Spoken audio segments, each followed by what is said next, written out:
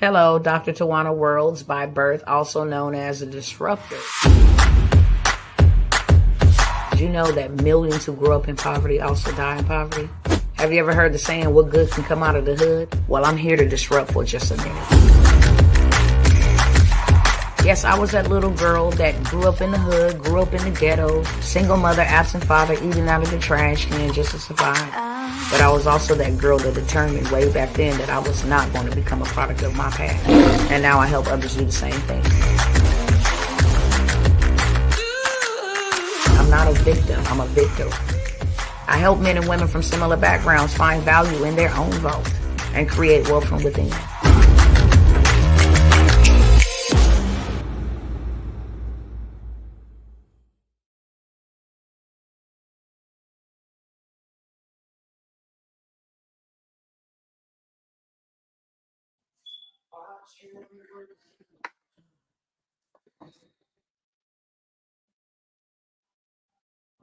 I made it. Let me see who's tapping in with me on today.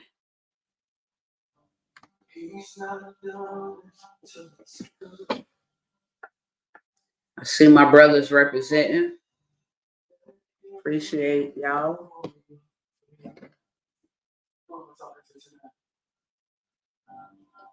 Give me a moment.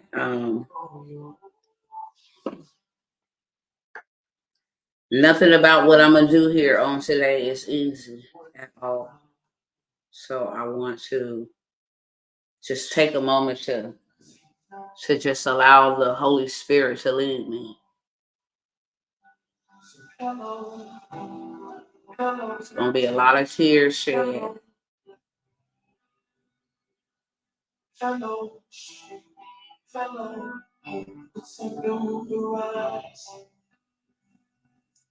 Hello. Hello.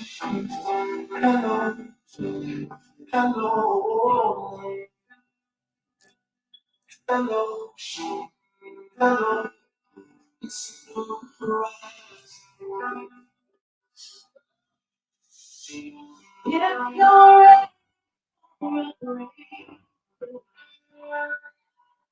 Yes. Open up and just read. Why he's pouring out his night. You never see.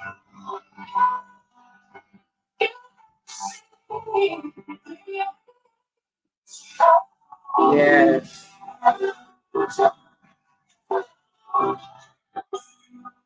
Yes. Yes.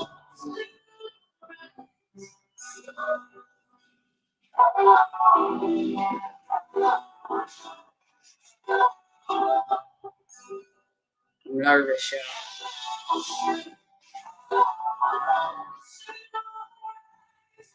But I'm so ready to be free. I'm so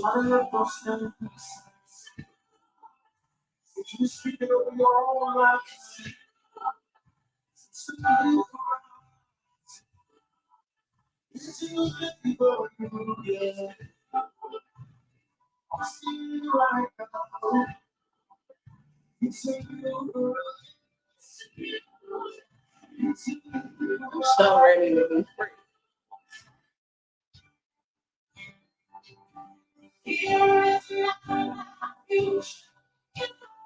Yes.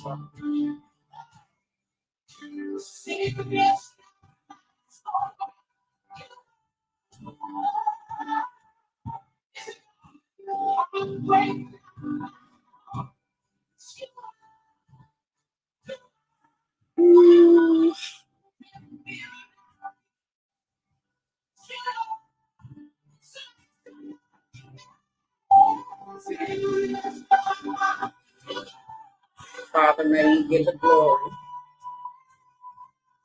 May you get the glory, Father.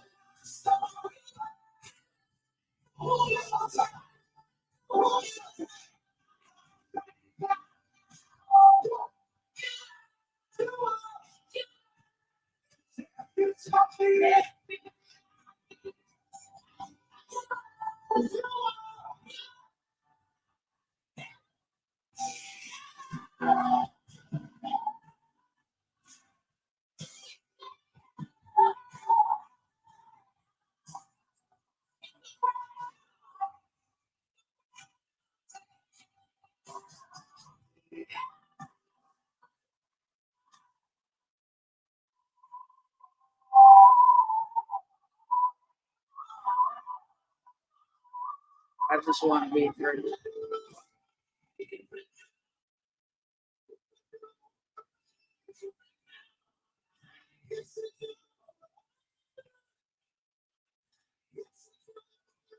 For days now,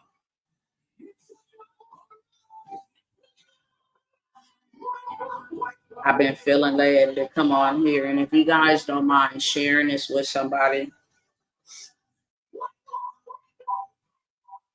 because I know I'm not the only one.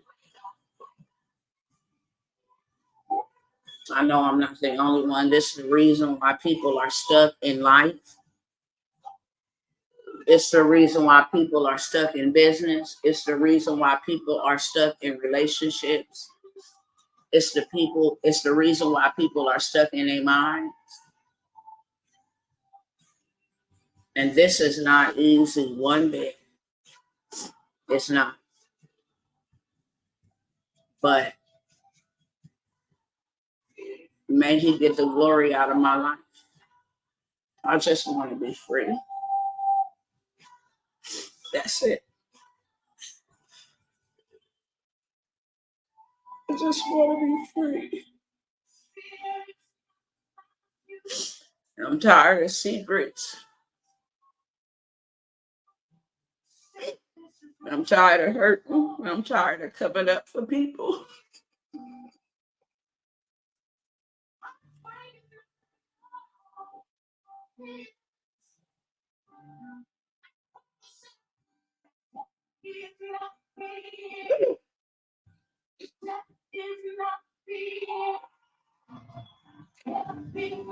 It took me days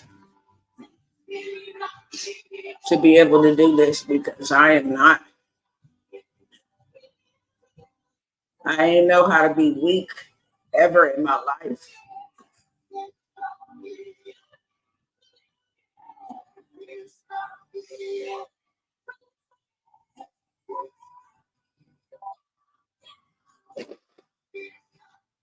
I've always known how to be strong because I always had to be strong.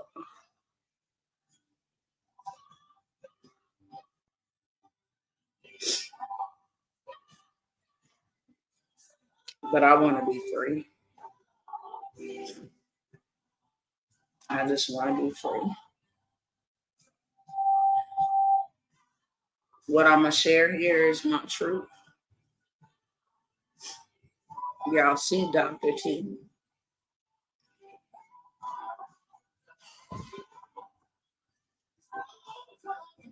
Some of you understand me, some of you do not.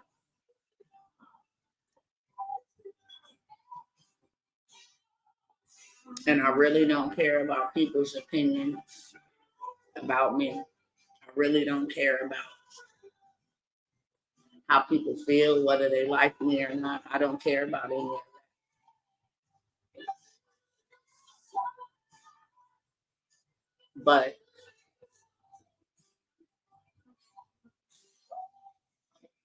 I never come to a public forum and share personal situations. What I'm going through, I go through by myself, silently. I've learned how to carry my weight. I've learned how to carry my cross.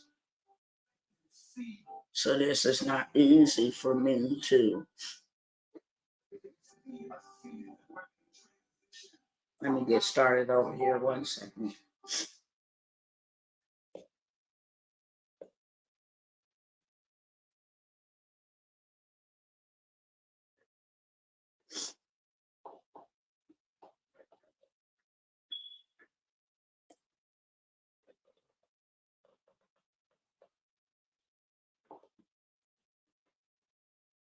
Give me 1 second. Let me start over here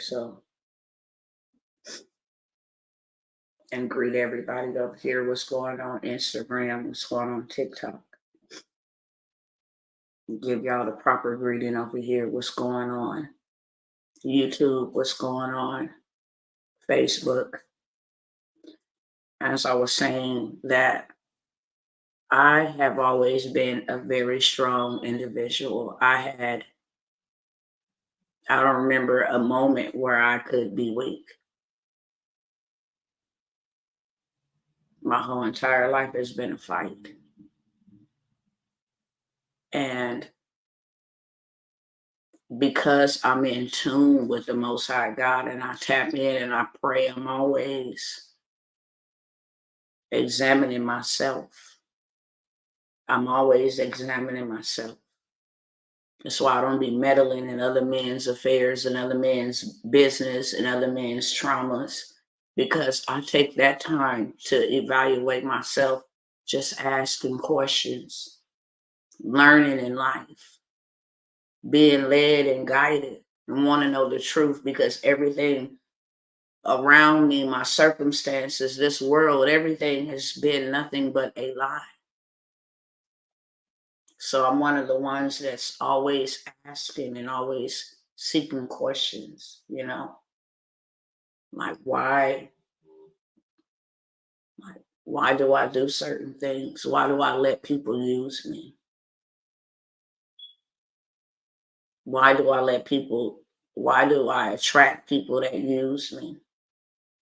These are things that I've asked the Most High over my life. Why do people take advantage of me? Why has this been my whole life? And so last week,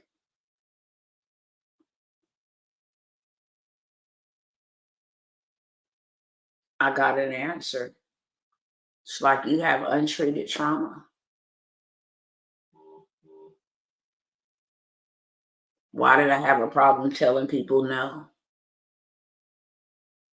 And if you guys don't mind sharing this, and the reason why I'm asking you guys to share this is because I know I'm not the only one. There's a lot of people stuck in their mind. It's a lot of people stuck in their relationships. It's a lot of people stuck in business. It's a lot of people stuck in their life. And it either stems from an arrested development or some type of untreated trauma where people can't be authentically them.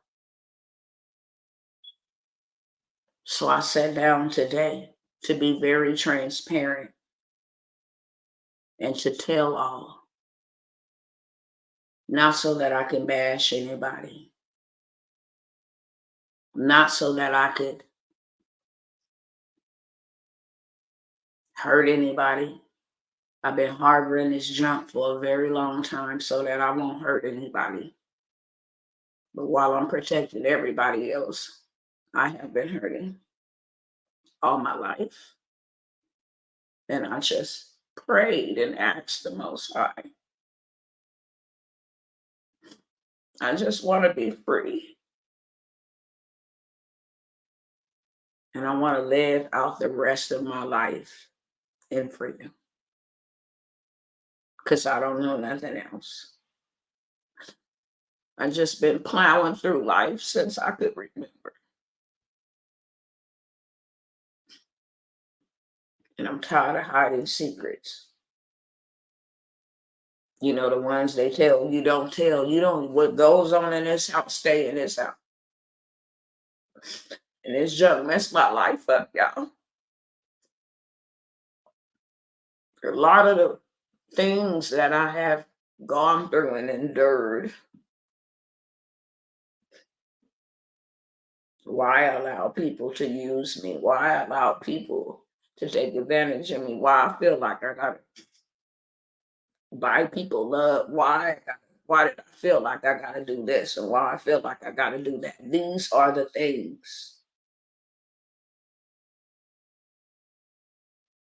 that keep us bound and keep us stuck and keep us locked up. And all I want to do is be free. So if in sharing anything that I'm sharing on today, it will help somebody else be courageous enough to be free for them. To not live your life, allowing people to live vicariously through you. And to use your voice and speak your truth. Not so that you can harm another, so that you can stop harming yourself. Carrying all of this stuff is the reason why most of us as females get fibroids and all of this other stuff. What happens on the outside is an inward result of what's going on the inside. High blood pressure is rooted in anger. Asthma and anxiety is rooted in fear. Cancer is rooted in bitterness. A weakened immune system. These are traumas that happen to us spiritually that now begins to manifest themselves outwardly. And that's why there has been a lot of people go to their grave early, because they don't know how to deal with untreated trauma. There's millionaires right now with untreated trauma. They got all the money in the world, but they still bleeding. There's poor people that don't have enough, but they have untreated trauma. What we see happening around us and going on around us with these young people, they traumatized, man. Their parents, whether they knew any better or not, they traumatized. Don't no kid ask to be born, for one. Don't no kid ask to be abandoned, for two. Don't no kid ask to be in poverty, for three. And then the abuse, especially in our culture and in our community. Calling your kids B words, calling them out of their name, yelling at them because you're frustrated, that is trauma. And then to tell the child to get over it, when they start acting out and start, getting belligerent, and when they start, you know what I'm saying, displaying their frustration, the only way they know how to communicate, now they get into more trouble. They labeled, they stigmatized. Do anybody know what I'm talking about? And people just go through life wearing all these masks, never ever experiencing what freedom is. Yo, I want to be free. I want to be free in my heart. I want to be free in my mind. I want to let the past be in the past. But if you never talk about what happened to you, it can't be buried. If you never share what happened to you, it cannot be healed. Confess your faults one ye to another so that you may be healed. And we're taught in our communities to push it under the rug. You don't tell nobody. Don't come up against nobody. You got to fight your whole entire family. And that is where the most trauma begins, is in the house, is in the bloodline, is in the family. And then when you want to speak out and say something, you ostracized and you ganged up on, and you outcasted and all of that. Enough is enough. I ain't protecting nobody no more. I'm 44 years of age. You know what I'm saying? Every year, every day is a day closer to my last day. And I just refuse to spend my latter years in bondage. I refuse to spend my latter years. I want to know what it's like to live, to not just have life, but to live life. That's it. So I'm going to share some things here. This may be part 2, part 3, part 4, because it's so much. It's so much. But I promise you, my pain's going to be a process for somebody else. So maybe they don't hurt as long as I hurt it. Maybe they get help going through the hurt for whatever reason. I know this pain has a purpose. None of us was born to be inflicted with pain. So our pain has a purpose, whatever it is that we have had to endure. It is time to heal. It is time to heal. I'm 54 years old and I've been walking around with a head full of darkness as a result of my past as well. You see, I'm asking you guys to share this everywhere because I promise you, I probably never do. I know it with fear and trembling. It's a spirit that's been trying to hold me back all my life with fear and trembling. I almost didn't make it here. And the Father said, no, you got to sit down and you got to say it. You got to sit down and you got to say it, because what I allows you to go through is going to be the process for somebody else. It's going to give somebody else the courage. And I didn't ask him for this. I would never sit down. I'm not the one that'll go bash my husband when we disagreeing, go bash my family when we disagreeing. You will never be able to go back in the 12 years, 13 years of me being on this social media and see any kind of post of a such. Of a such. The enemy did not want me to come here and say the things that I'm going to say today, but I want to be free. This ain't for clout. This ain't for fame. Y'all to know me by now. I don't do that. I come out, say hello, and then go back and stay in my cave or something for a very long time. I'm really not a people's person, but I love people. I believe that my suffering and my pain made me as compassionate as I am for people.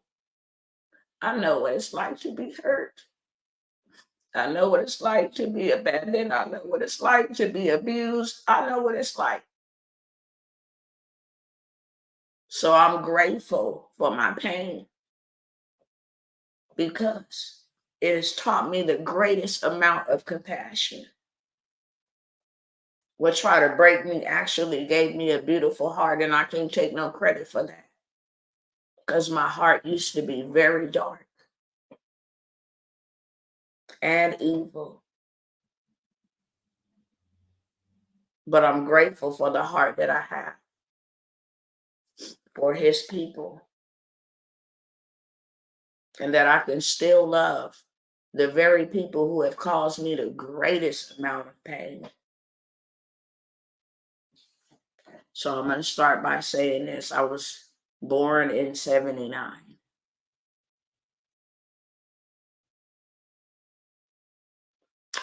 I really don't know all the backstory about my dad and my mom and why my dad was not present in my life.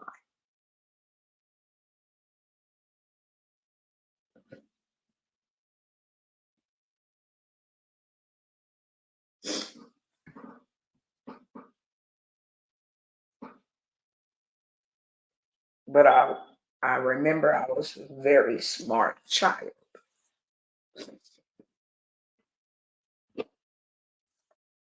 I can still remember to this day me breastfeeding from my mom's boob. I was a very smart child. And so I don't remember much about my dad and why my mom and my dad. I've heard stories. I've heard her side, heard his side, but I don't know the reason why they were not together in its full detail. Only they know that. I just remember having a really good life. My mom got with another gentleman, and this man treated me like his daughter. And I thought that he was my dad. I didn't know no other male figure, so I thought he was my dad. My mom worked. My grandmother lived right down the road. And I can just remember having a nice life. I remember them being the good days, because, I mean, we were well taken care of every day. And then we used to see my mom and my grandmother argue a lot. My mom would have like house parties and stuff like that and invite her friends over. And because I was able to pick up on a lot of stuff, I could hear songs and do dance moves without any type of choreography or anything. Like I could hear the tune and just start dancing. So they would always call the children out of the rooms to come up and dance. And life was just good. Had a good time. And my mom got with this man. And I didn't know nothing about not having no daddy. I just thought he was my dad. He treated me like a dad. My brother was a little bit older than me. He knew who my father was. I heard my dad tell me that my brother was his best friend.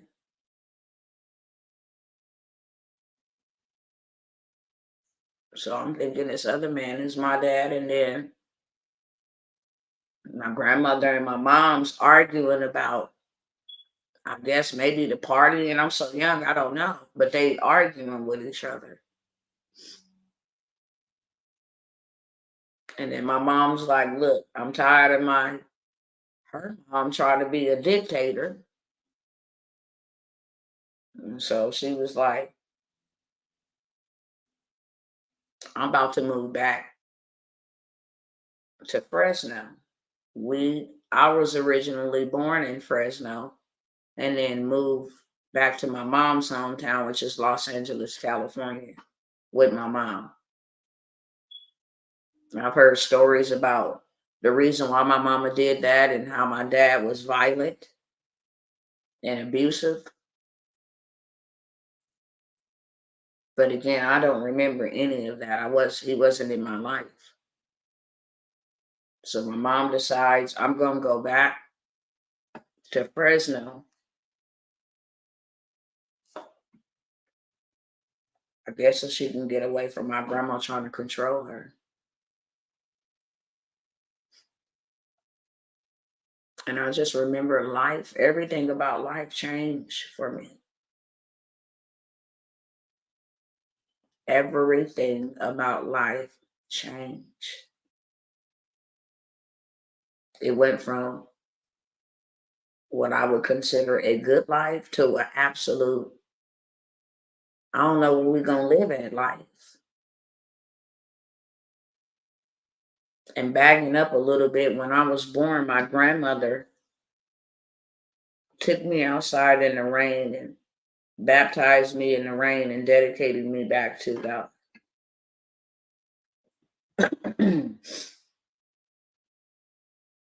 When my mama was pregnant with me,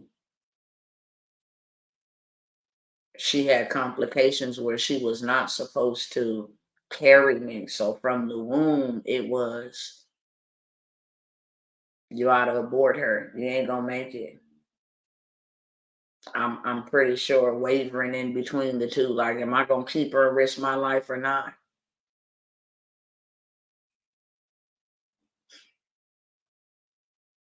So from day one, it was a war. From the womb all the way out, it was a war. Fight, you know. But my grandmother did teach me how to pray and how to have a relationship with God. And she told me a bunch of wonderful things about God. And here in my young mind, I'm like, wow, he's amazing. You know, he sounds amazing. Yeah, he'll be your friend. You pray to him when you get up. So life was good. This is what I knew. And then we get down here and it's like, I don't even know where we're going to sleep at. And I'm praying like, now I'm put in a position as a child to pray. God, if you hear us, could you make sure we have somewhere to stay?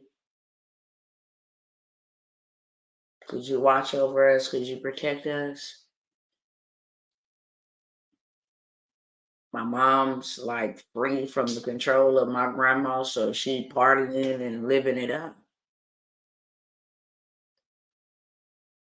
And then they brothers and sisters, their younger brothers and sisters is babysitting us. Here I am, this little child that this grown man that's babysitting us.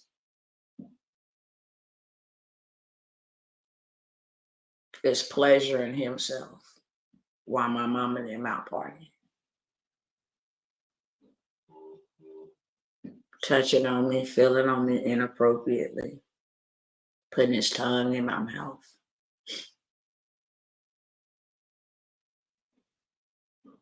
I'm like, this is weird.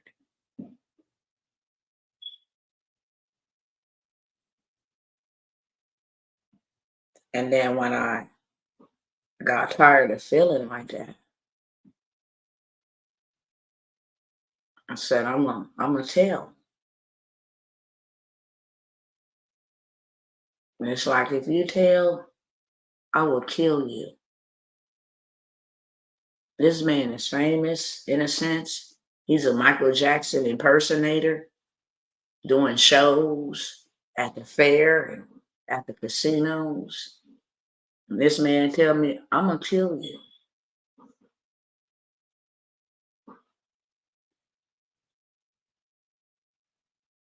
So now I'm wet in the bed. I'm just afraid. I'm trying to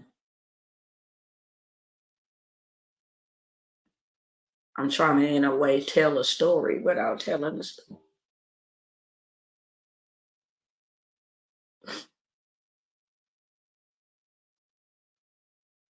And then it just seemed like from that point right there, it's like that demon was everywhere, like everywhere I turned. Because the kids we were staying with, while their parents and my mama was hanging out, they're practicing sexual acts. Take your shirt up, pull your shirt up.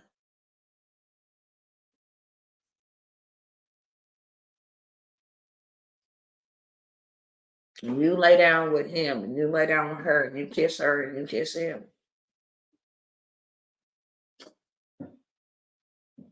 And I'm like, this don't feel right. What is this? So I'm convicted in my spirit, even as a kid, like this ain't right. And I don't like the way this feels, God. And if you can hear me, could you please let my mom know and tell my mom something? These people are doing things to me that I don't like.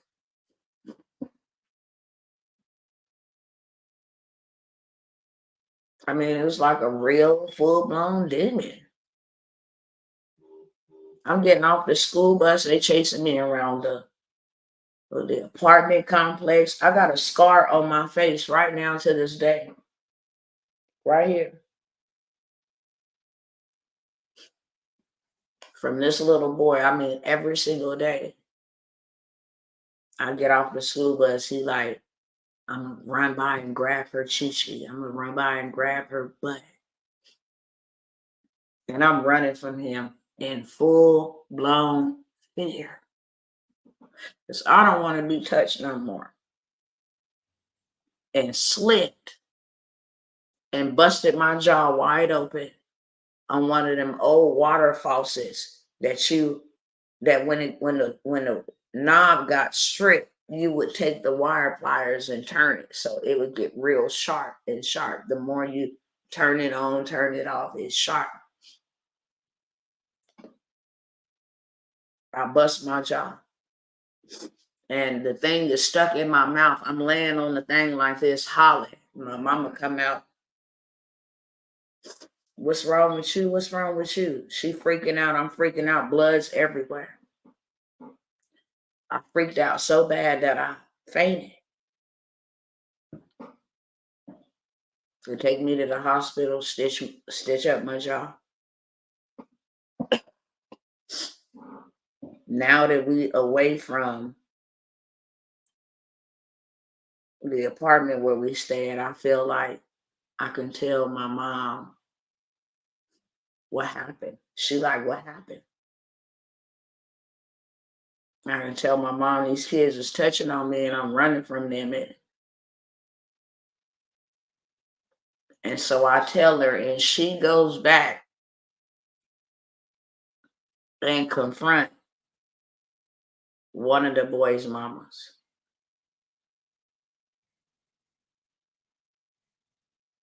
They have an argument. The kid like, no, it's her. I'm like, no, it's not. It's you. No, it's her. No, it's not. It's you. So then they get into a dispute. And we don't have nowhere to go. So I feel at that point like me saying something. Because of course it's like, I don't even know where we going to go now.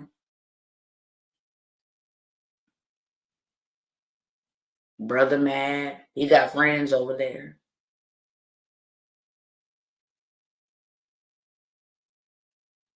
One of the ladies whose son was touching me said, y'all can come and move in over here. And I'm like, I don't want to live over there. I do not want to live over there. But we had nowhere else to go. And it seemed like every place we went, somebody wanted to touch me. Stayed with her up until my mama and her got into it. By that time, my mama had applied to move into the same apartment complex that she lived in.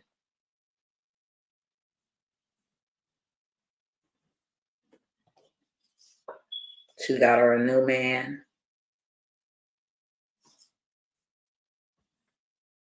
He's on drugs, so he just comes in and I mean, they go from worse to worse, real talk.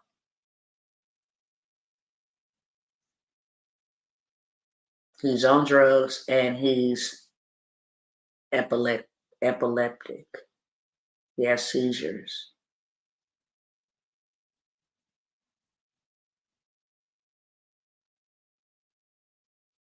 So he gets high. When he gets too high, he goes into these seizures. And when he sees, he don't just fall on the ground and sees, he becomes violent. So now he choking my mama out, beating my mama up, getting high, taking all of our furniture out of our house, taking all of our clothes out of our house, coming back, taking the spoons and the knives and the forks out of our house. So now we got another situation. And I'm like, why you just can't leave this man? Like, who is this man? Where is my dad? Because they broke up because she said he was cheating on her. She put him out. So now here we got this other man come in. He on hard drugs.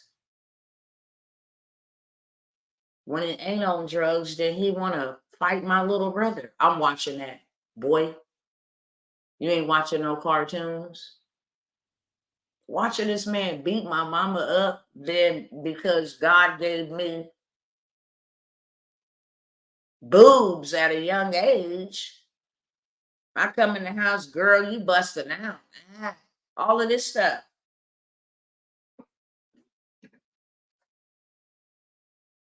I'm like, what does busting out mean? He's like, yeah, I'm gonna have to get me a gun. You got some chi-chis and all of this stuff. I don't even know what all of that stuff is.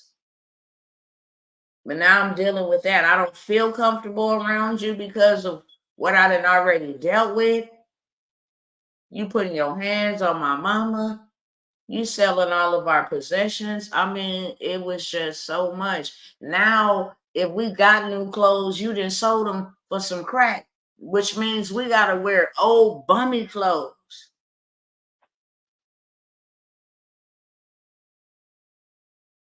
And then I go to school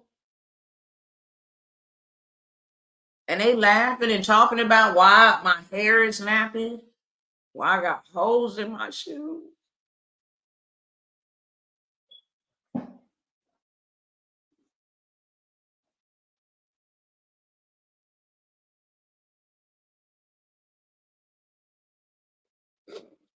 So now I gotta defend myself at school. I gotta fight because it's real life bullying going on. I don't even know why I don't got no shoes. Matter of fact, let me go ask my mama. And then when I go back and I ask my mom, like, you said that you was gonna buy me some shoes.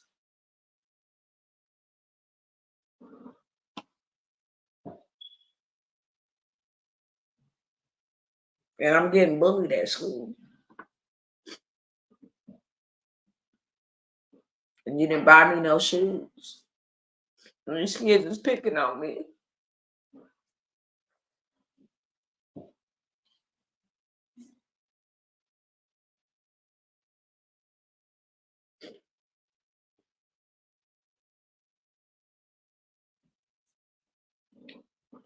Girl, get out of here.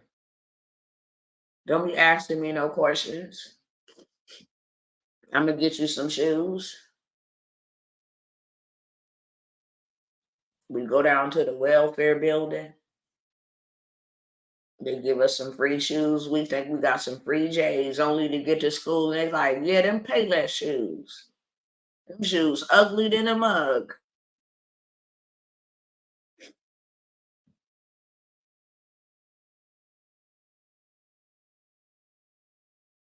Christmas, I mean, we used to watch our cousins open up presents.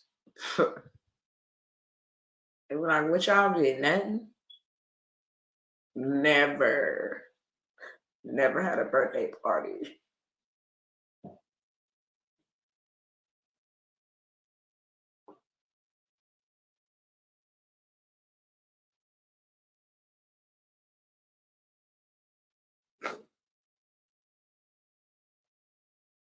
Never had nothing. We moving from pillow to post. And now this man busting up everything, tearing up everything.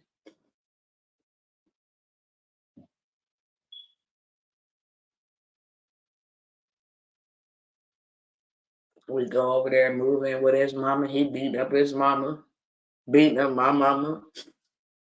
Every time we got some money, every time we got something, a dollar bill, imagine having to stuff your money in your underwears and all of that stuff, and then being woken up with somebody going in your underwears to get the money because they know you got $2.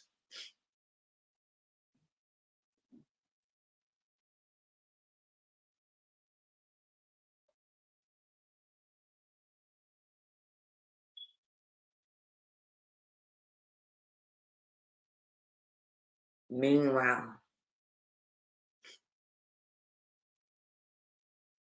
my family, we're gonna talk about them. You know, the ones that always got something to say. Never showed up. Never.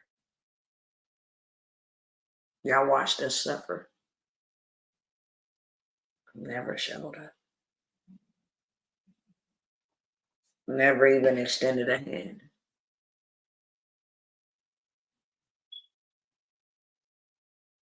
We watching drug dealers run up in our house because money is owed and got stuff on credit. So now they coming in there beating up my mama and me. Police, I mean, you name it, just chaos. Literal chaos. Couldn't keep a place, so we moved from place to place.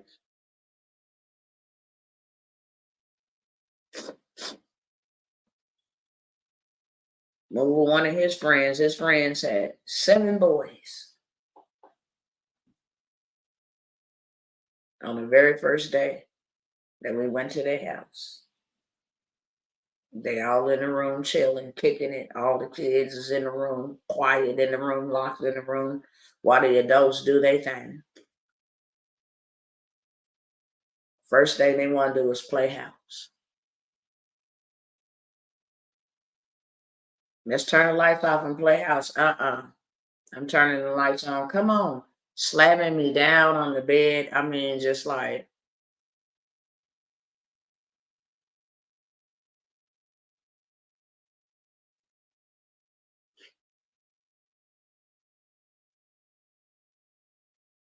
I tell my mama, now all these people ain't touching you.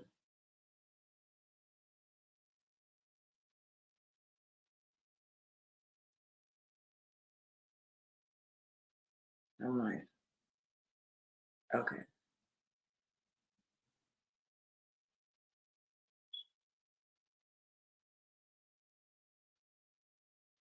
It happened everywhere we went.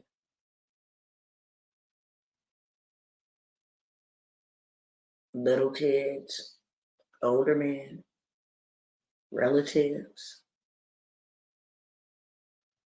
Matter of fact, mama, I'm sure you don't know this. I've never told it.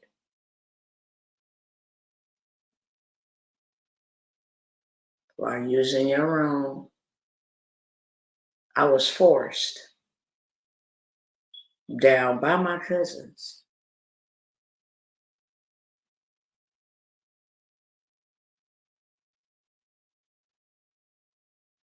who let a dog lick my private parts.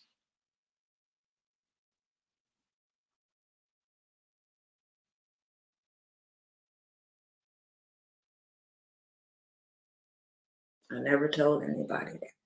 So every time I told, if it wasn't a problem, it wasn't, yeah, ain't nobody.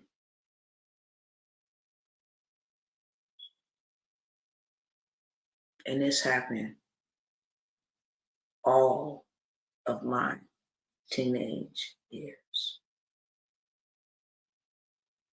I think that's the lowest of the lowest. To let a dog violate you sexually.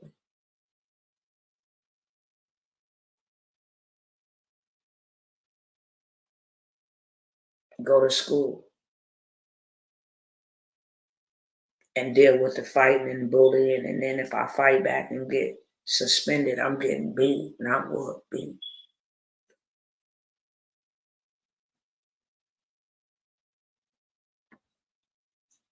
And then I become the problem.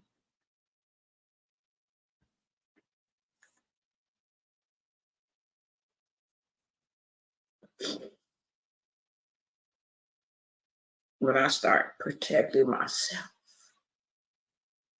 since ain't nobody gonna protect me.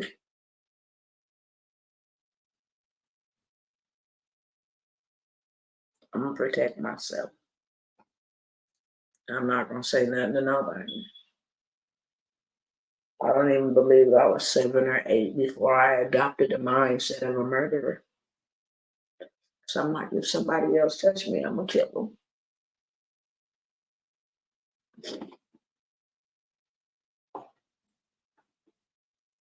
So now I become the problem. Everywhere we go, she the problem. She always causing problems. She always talking back. She always asking me questions. She always.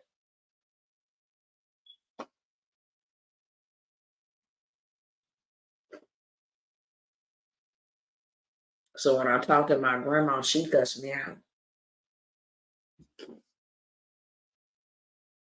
I know the F you ain't down there giving my mother effing daughter no problem. I'm like, bro, if you only knew what the hell we dealing with down here.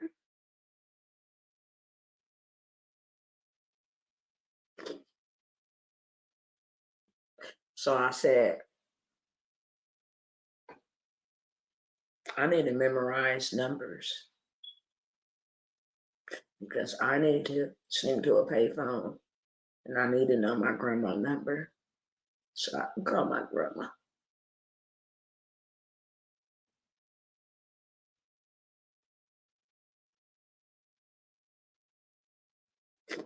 and tell her to come help us.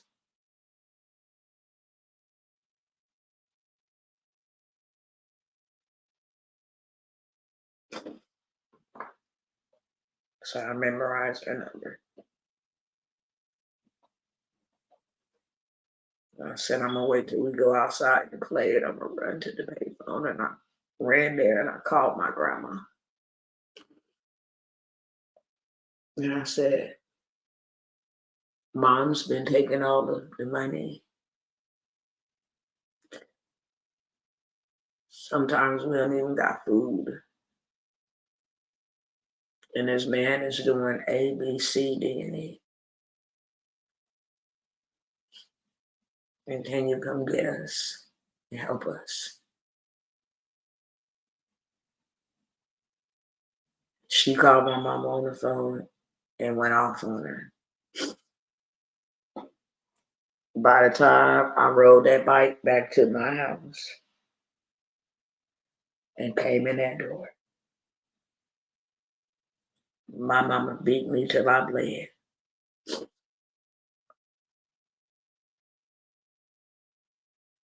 Literally.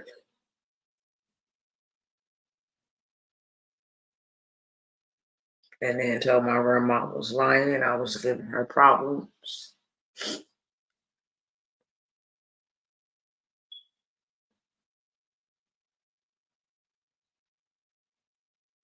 So my grandma decided to come down and see for herself, stay with us for a week.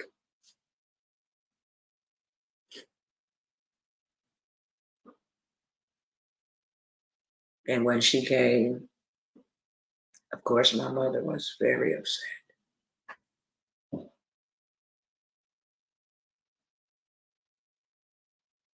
My grandma saw that we didn't have bed, furniture, and clothes. I think that was about maybe 5 years later after we left initially, since we had new clothes. And so she came down with her pistol and was like, if you touch y'all clothes, I will put him out of his misery. So of course he was on his best man stuff.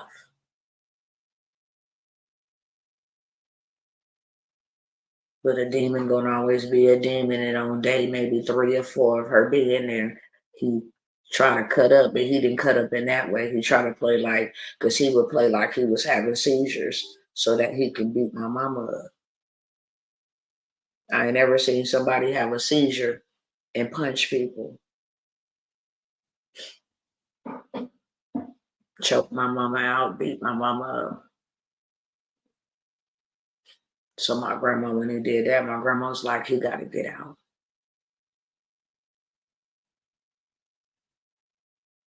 Unfortunately, she had to go back when her stay was over. So he stayed gone while my grandmother, the remainder of my grandmother's time there. But as soon as she left, he came back. I never forget walking down the stairs and my heart feeling like it was going to bust out of my chest.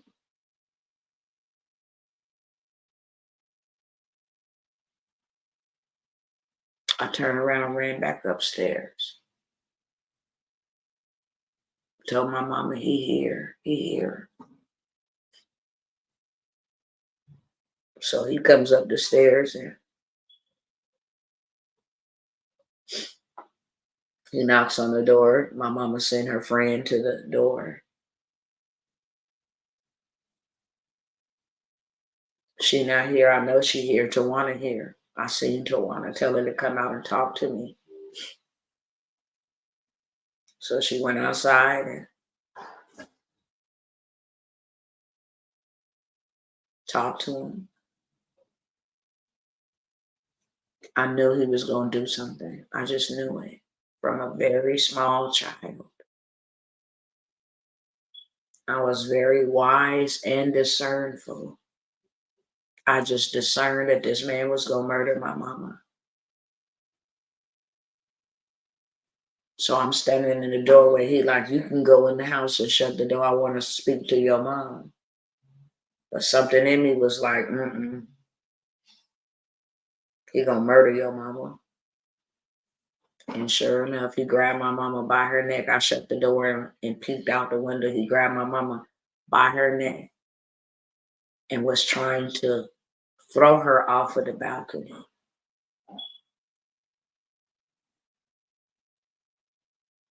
When he came out, my brother had to hit this man in the head with a bat. And then he came for my brother. And I'm watching this man hurt my mama and my brother. So my mama's friend and her husband came out and stopped him. We gotta move. So just overnight, we was just forced to be homeless. Go to their house. He'd come there, harass her there, go back. I just knew my mom was gonna take this man.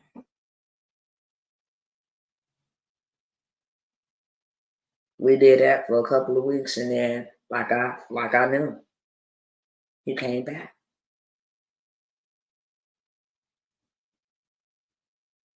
And it just started all over again. This went on for 8 years. My mama got so tired of him, I guess, abusing her that she would leave us for weeks with this man. She'd get her paycheck and leave for weeks. I don't know how to cook.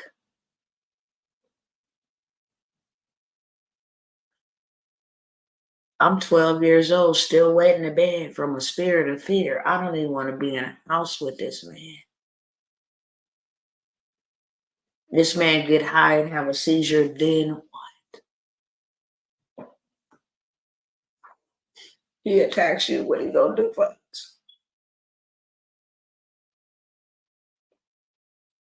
Then constantly, you talk to your mama. You talk to your mama. Yeah, I'm gonna f your mama up when she get here. You talk to your mama. I'm like, no. I just got tired of it, y'all.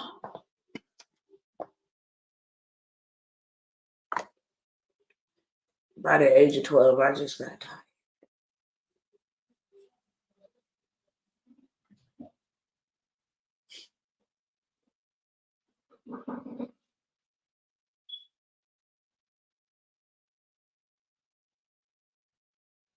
I start asking my friends at school, would y'all help me comb my hair? Can I stay over your house? Anywhere is better than here. And one of my friends like, yeah. Not knowing her mama was on crack. And her mama and her brother shared a place. Mr. Bobby. I'll never forget him. This man came in the living room every night.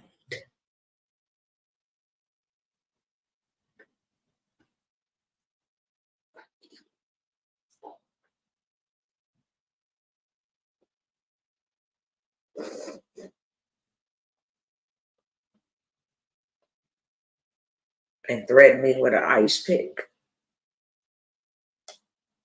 just so he can get some feels.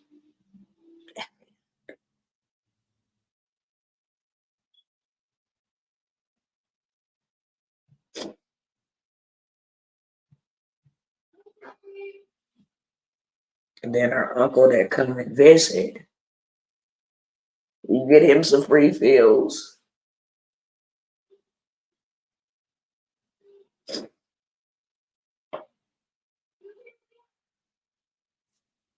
And because she was sexually active, this girl was probably more than likely because she was touched.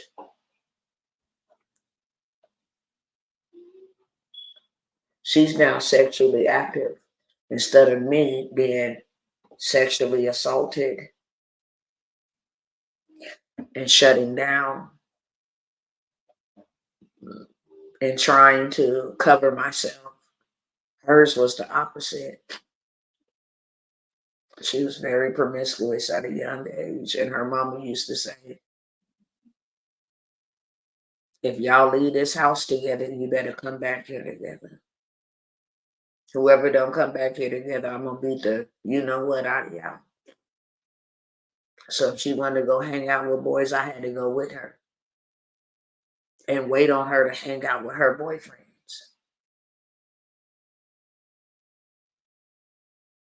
Now, I don't like nothing sexual. I don't like nothing that make me feel uncomfortable. I just want to be left alone. I don't even want to be in the same vicinity with a male boy or an older adult male. But if I wanted to go home and let her do her thing, no, you finna get beat because y'all left here together. So she get off the school bus. I still went to school.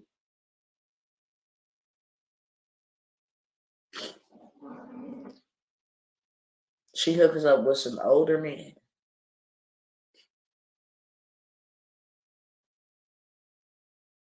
Now, up until this point, I'm only dealing with sexual assault, not the R word. Just being molested at this point. She gets in the car with these two grown men, one of whom she's talking to, and the other one is his cousin. And I'm like, where are we going? She's like, we're just gonna ride real quick. I'm like, I want to go back to her mama house. I want to go back to mama house.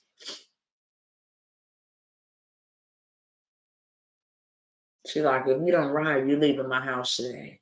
I don't have nowhere to go.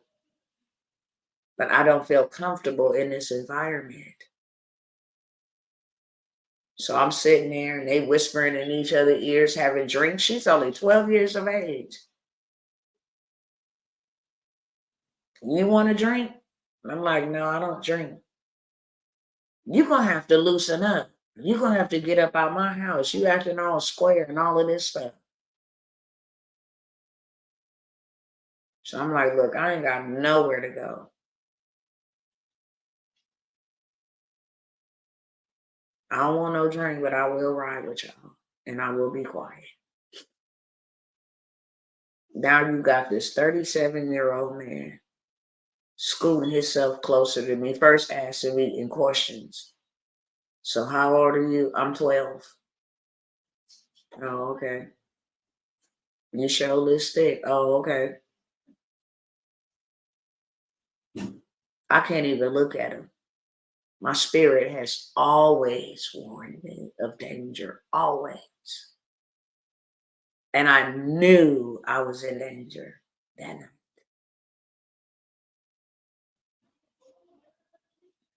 He just studied scooting over, sliding over.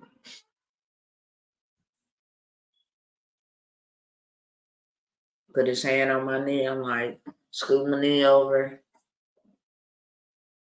Afraid to say, please don't touch me like that. Just very paralyzed with fear to say, don't put your hand on me.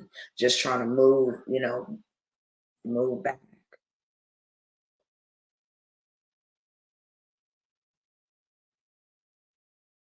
Then I see we drive up to a motel and I'm really panicking.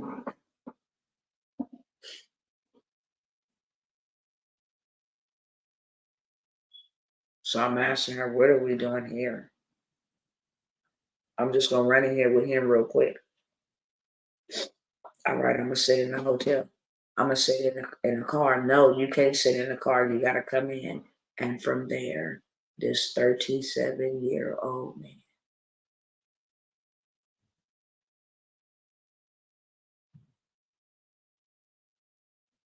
took my virginity.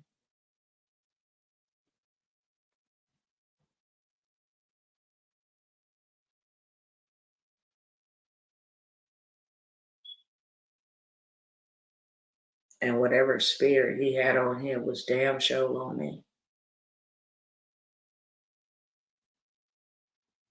He had to be mentally ill because I started seeing monsters and all kind of stuff.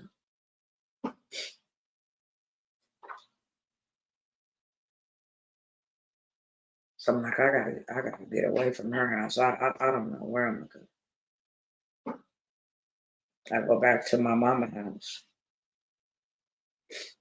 My mama on the verge of losing that place again.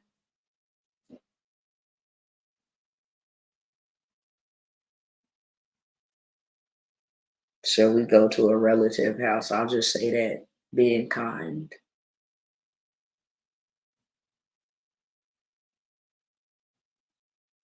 And it's right around the holidays. We all over there. Things felt a little normal because she can't do all the stuff she been doing. Homeboy, he over there with his mama. They separated because they ain't got nowhere to stay together.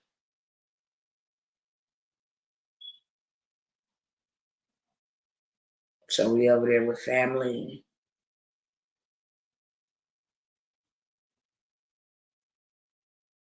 We all have our Thanksgiving meal.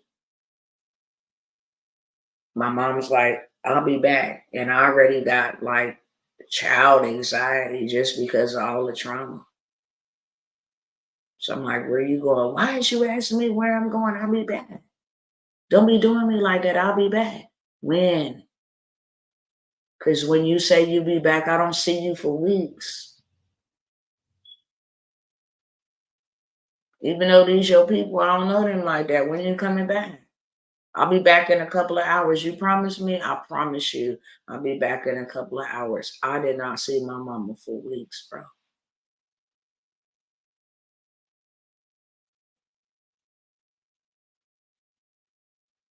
And I hear the family talking. I don't know what she got going on. She done took that money,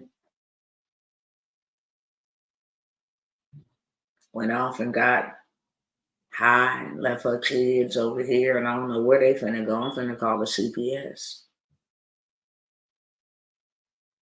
I'm overhearing their conversations walking down the hallway. So now I'm like, CPS, what is CPS?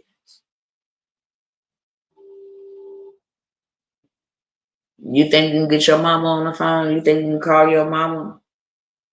I mean, I'm telling you, as a child, I sat up day and night worrying myself so badly that I gave myself ulcers at the age of 12. Just worrying, worrying, worrying. Where is my mom?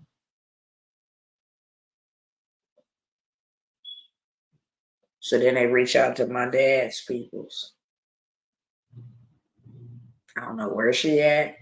She took her kids, brought them over here, and left. We about to call the CPS. Not a single person.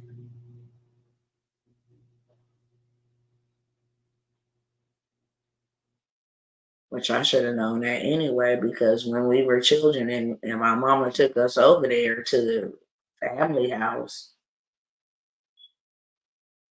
it's like, oh,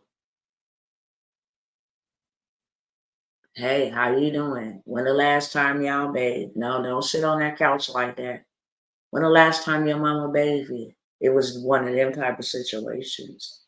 I ain't hiding nothing.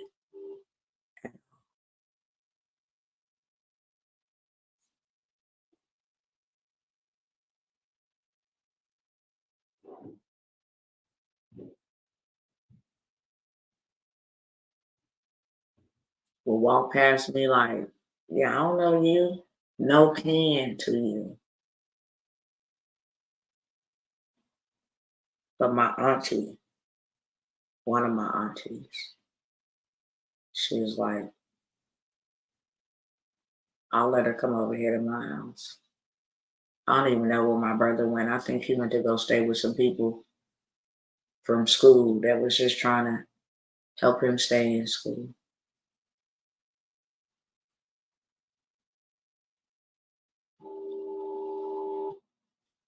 And then after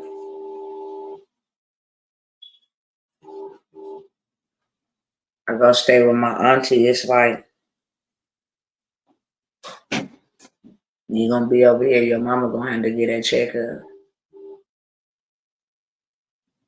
Can't take care of you without no money. I don't even know where she at. What day your mama get paid? She gonna have to cough it up. You know, you been over here, and if not, then I'm gonna have to drop you off where your mama at. I ain't got no extra income,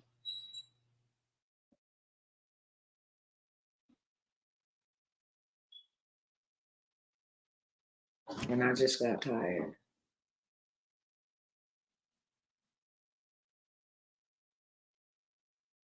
of nobody wanting us.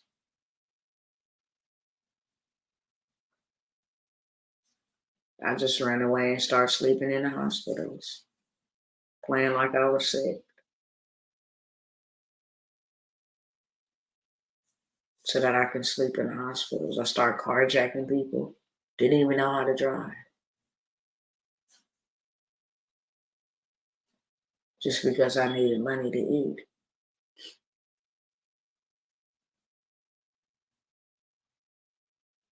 Hooked up with some gang members so that they can protect me or help me protect myself. I'm a young woman out in the streets by myself.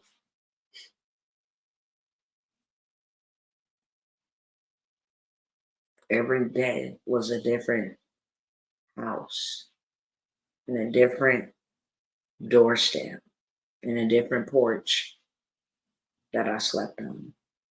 I was very suicidal, very suicidal. So by me hanging out and doing all of that with them, of course, I start getting real violent. I start robbing people because I had no means to take care of myself, to even feed myself. I got on the same underwear and clothes for days, and now people houses that I'm showing up at, you stink, and they talking about me. I don't even know how to bathe, like none of that.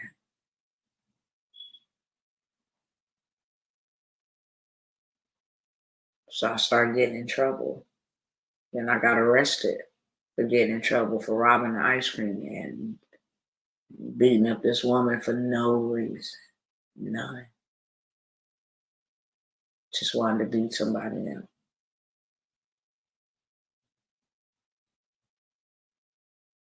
And they called my mama, like, we got Tawana in custody.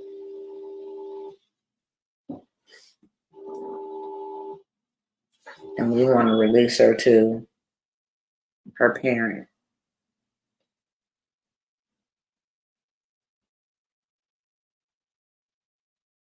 Could you come get her? So I call her on the phone, like, look, I was arrested with like $10 on me. Could you please come get me? I'll give you the $10. That's all I got. She come get me, I give her the $10. I'm like, I gotta go back over here and go get my stuff. I'll meet you back at the house. I gotta go get my stuff. I had no intention of going back where she was at. We didn't have no stable home. So then I got out a couple of days later, went right back to juvenile hall for trying to steal a car.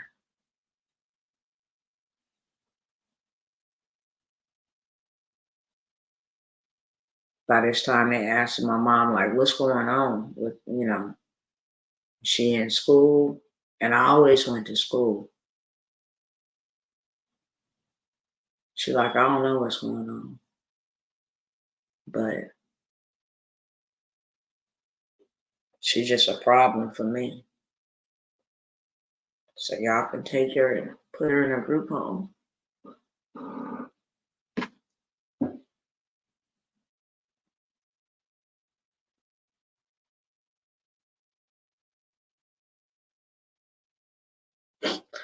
I couldn't believe what I was hearing. Like, did you just tell these people they can have me, bro?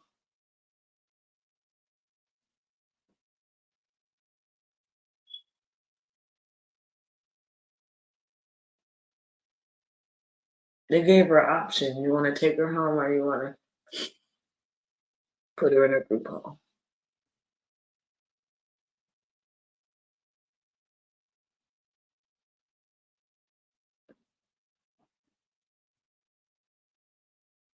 Just like they even put her in a group home.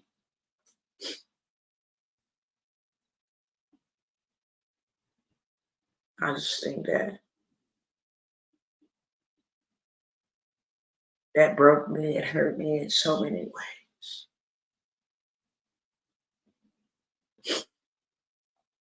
Because I'm in a group home being treated like an animal.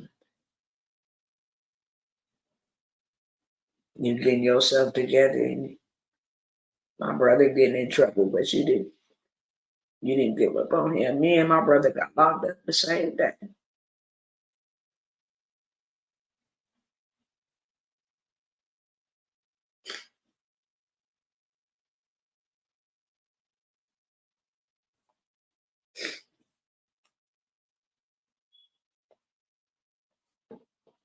And I became so mad. I just wanted to. And this time I just wanted to die, yo. For real. I started cutting myself, start drinking bleach. I'm in this home with all these strangers. I'm the youngest in the house. They got attitudes, they got all of this stuff. I'm like, can I pick up the phone and call my mom? No answer. When she did answer, I'm like, Mom, I want to come home.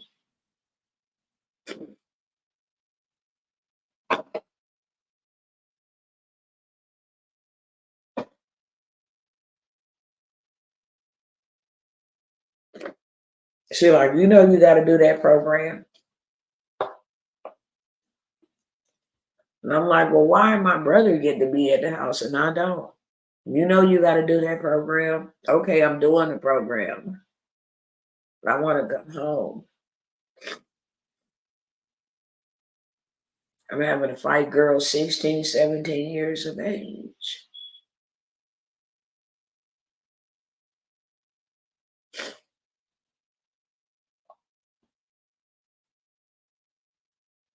Can I come visit for the weekend? Yeah, you come visit for the weekend. As soon as I pull up.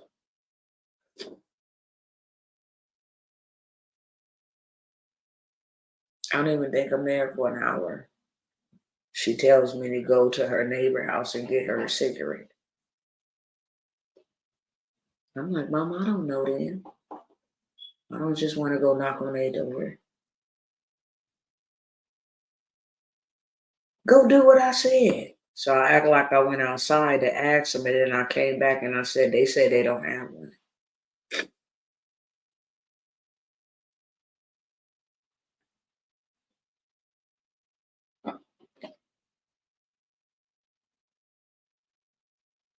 And she said, you lying, you lying. You ain't even went. You didn't go that fast. I said, yes, I did. I said, they said they didn't have one.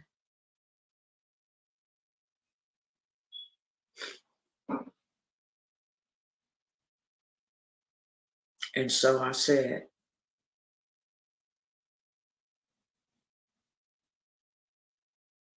I did go over there and ask, and they said they didn't. So she said, well, let me go and ask them, did you ask?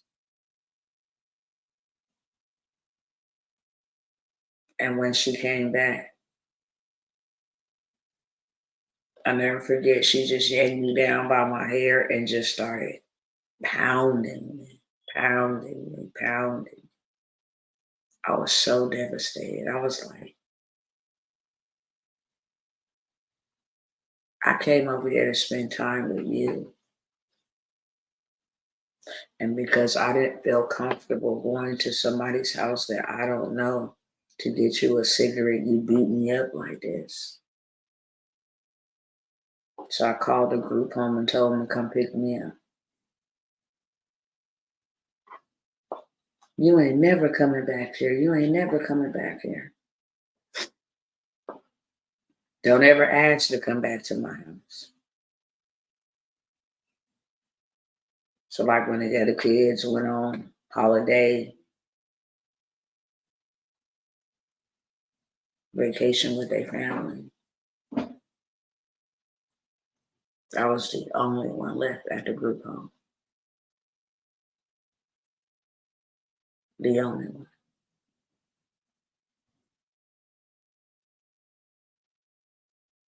And that would just send me overboard into a complete rage.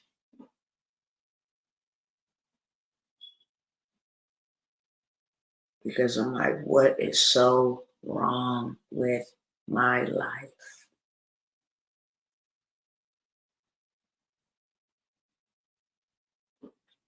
That my own parents.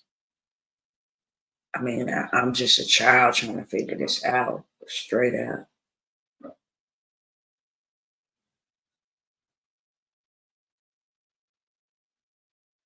A year go by, I'm still not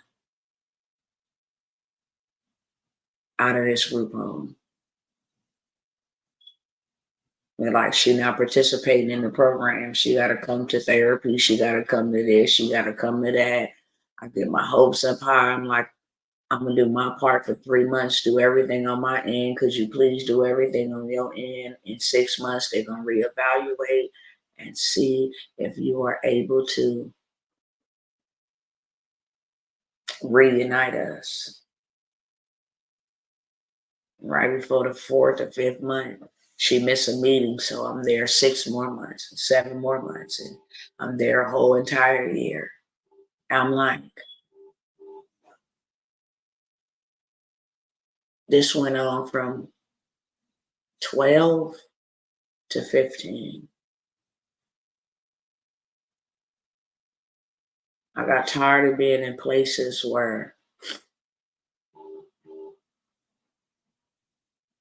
I literally had to fight for my life and fight with older people, being the youngest.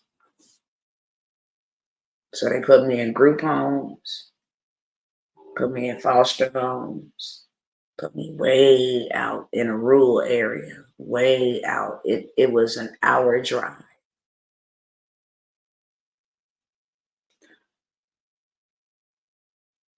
with a black woman.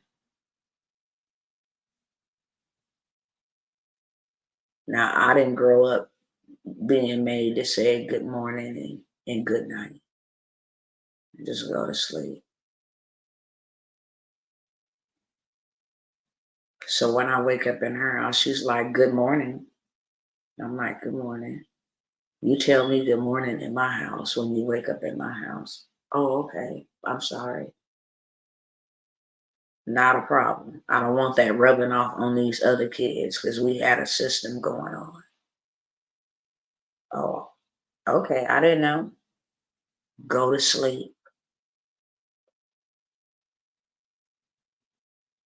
You didn't tell me good night.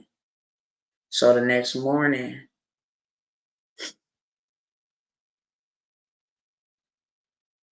I'm locked in a room with the heater on full blast, nose bleeding, can't breathe. You ready to tell me good morning? You went to bed last night and didn't tell me good night after I corrected you. So now this woman is abusing me without putting her hands on me. She locks the doors, turn on the heater. I'm asking the other girl, this woman abuse you like this? She's like, yeah, I've been here a year. That's how she do. I'm like, I'm finna run away from here. I don't know where I'm going, but I'm finna run away. So I ran away from there and called my mom. I'm like, can I come back home? Nah, you know what them people say. Them people told me you ran away. I did. You know, them people, no, no, no. I'm like, I ain't got nowhere to go. I'm laid out here in a rural area. I was like, I'm gonna walk. My worker gave me $20 allowance. I got $10 left. I will give it to you, but I am going to walk from where I'm at to your house. Can I come there? Yeah. I come there. I give my mama the $10. My mama like, come go ride with me. I rode with her to the store. We made a stop by the store only for her to pull back up to the juvenile hall facility and dropped me off right there. And tell her. She ran away and ran to my house, and I don't want no smoke at my house. So here she goes. So the next home was with a Caucasian family who tormented me.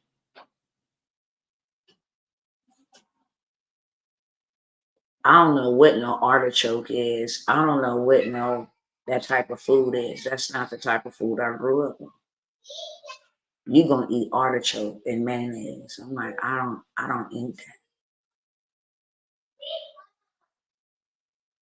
So if I rebuttal eating their food, I'm rebellious. I'm like, I won't eat for the night.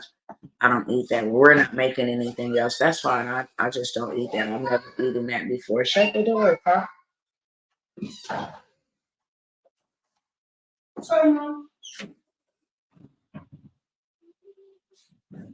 So what they would do was like, okay, you go ahead and go in the room and you don't eat dinner with the rest of the family. And then would send a cat in there who did not like me, and I was terrified of animals. Sit up, jump on my neck, jump on my lap. So I ran away from there.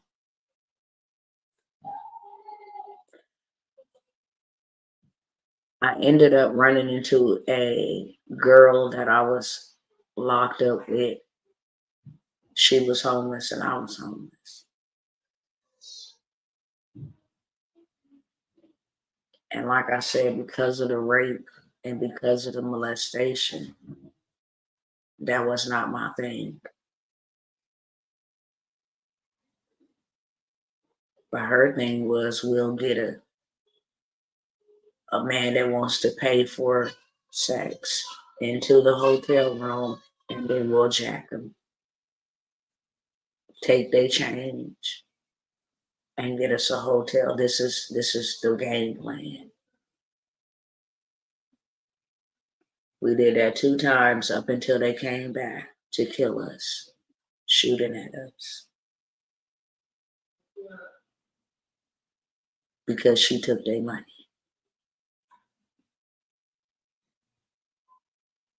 So now we running pillow to post, pillow to post.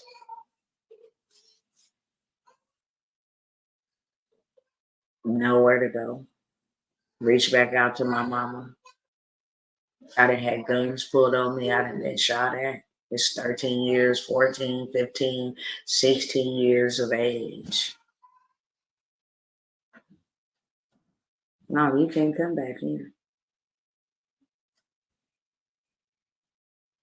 Meanwhile, my brother is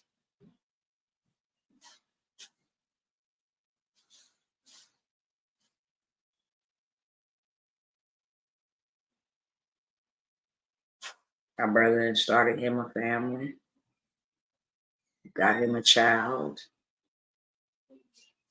They all cool.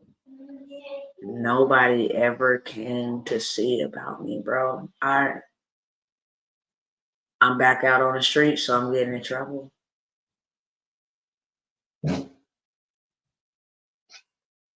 So I get arrested again. This time I go to YA. I go to Youth Authority and do a whole entire year there. I never got one of this.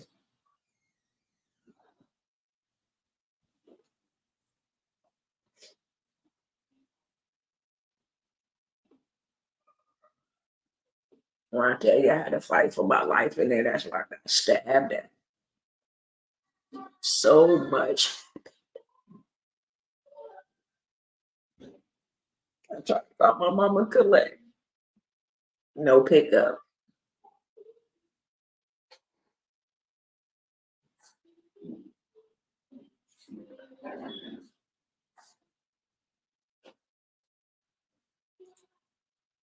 Try to call my grandma, she's like, yeah.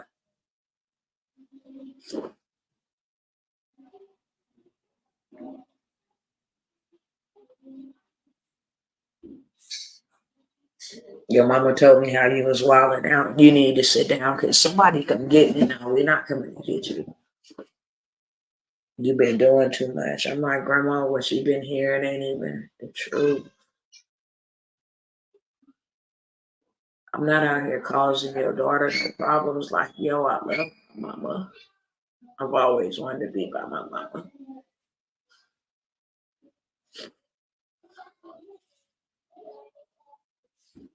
I mean, I never got a message. I never got a letter. I never got them to come to court on my behalf.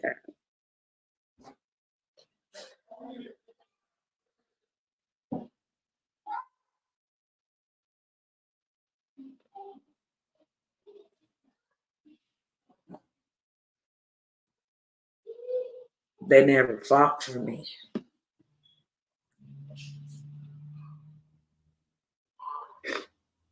And I walked around like that in my life, all my life.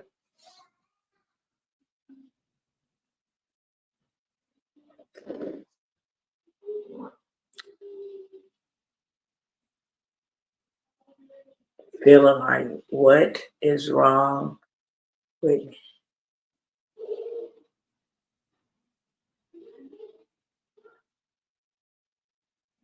I met my dad at the age of 13.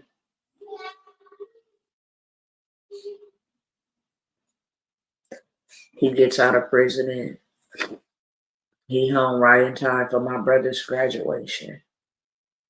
And I'm like, wow, I get to meet my dad.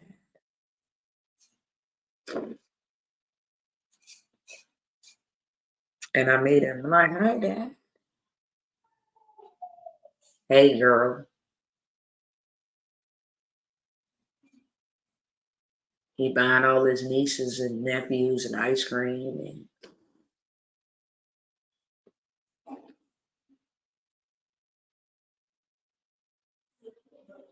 they got on their suit, get ready to go into my brother's graduation. I'm like, Dad, can I get an ice cream? He like, I ain't got nothing but a quarter left. They got something available on the truck for a quarter that you can have the quarter. I remember just walking off. I was like, listen. I just turned around and walked off. I was so broken in that moment.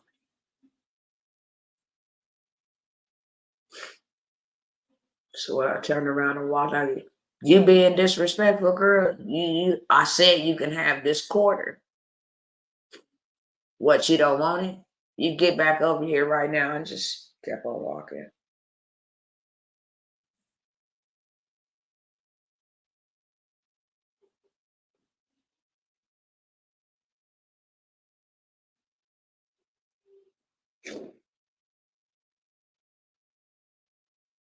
I think I just expected him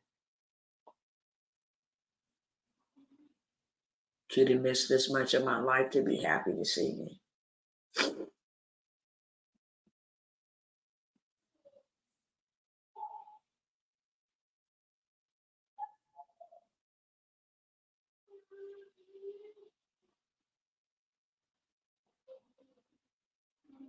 I don't know where I was going, but I was just walking.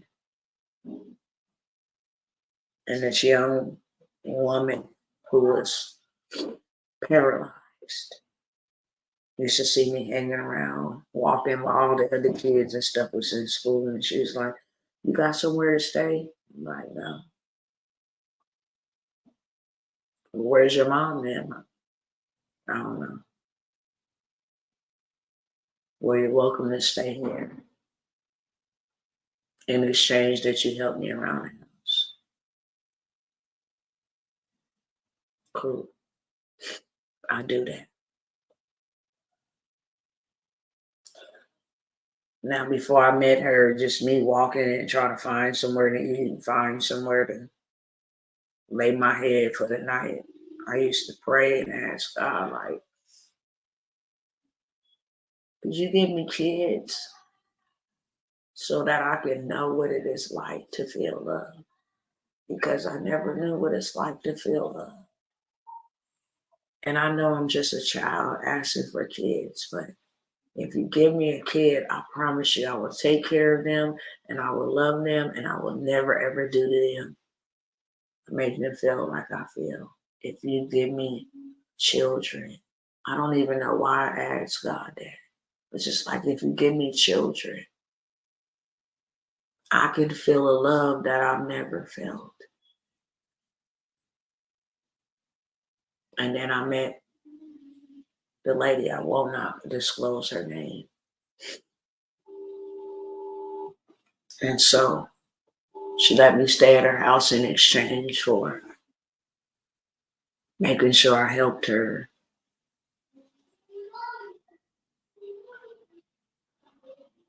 get dressed and making sure I helped her house be clean.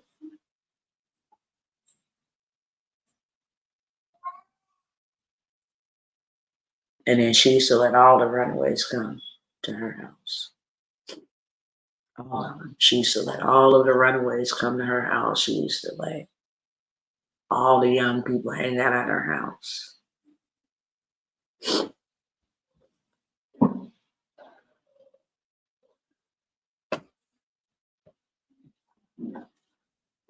And one of the dudes that used to hang with her son never used to really talk.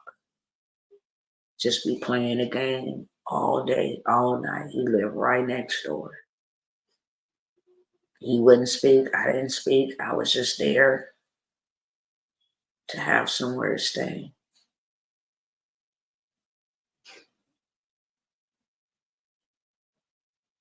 I don't even think it was about 2 or 3 months before he came into the room and APED me. But this time I got pregnant with my oldest child.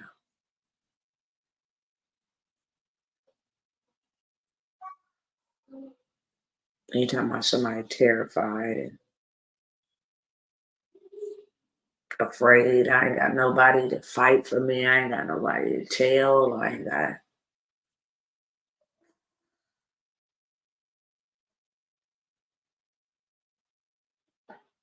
So I tell the woman who house we live in at, like,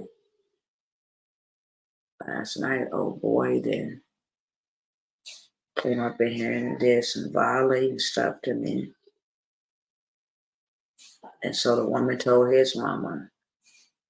And of course, at this time, I did not know nothing about being pregnant, but the woman, his mama beat him literally, which was even more traumatizing. It was even more traumatizing to see the way that she beat that man.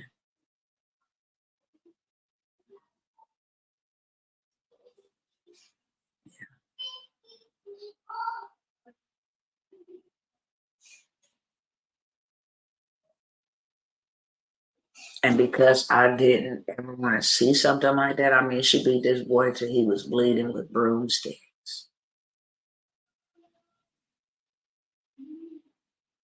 And because that traumatized me in its own self,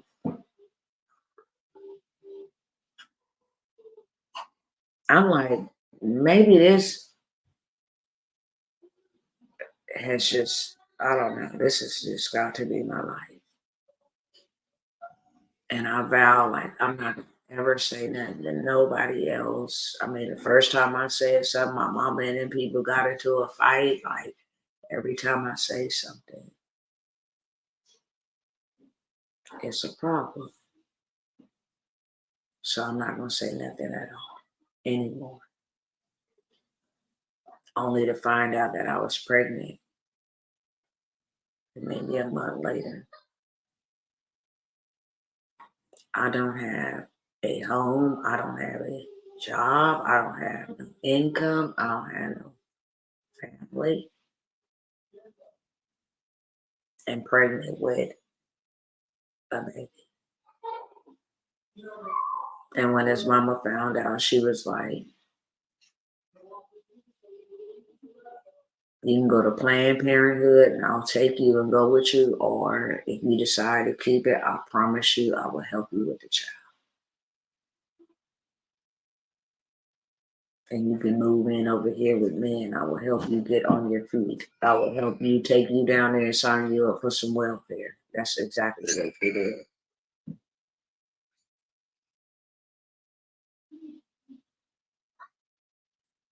And I did that.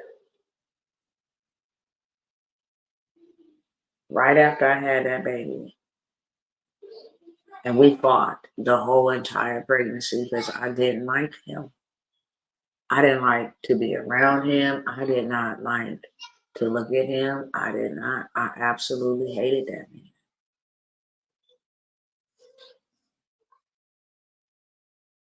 So as soon as I had the first child, I still didn't have a place of my own. Welfare don't give you nothing. I think they was giving me $46 until the baby was born, and I didn't start getting that until like I was 6 or 7 months. So it was barely enough to get something to eat. It just satisfy whatever cravings I had. Soon as I have this baby, I don't even think 6 weeks. I slept in the room, he slept in the living room. Soon as I have the first baby,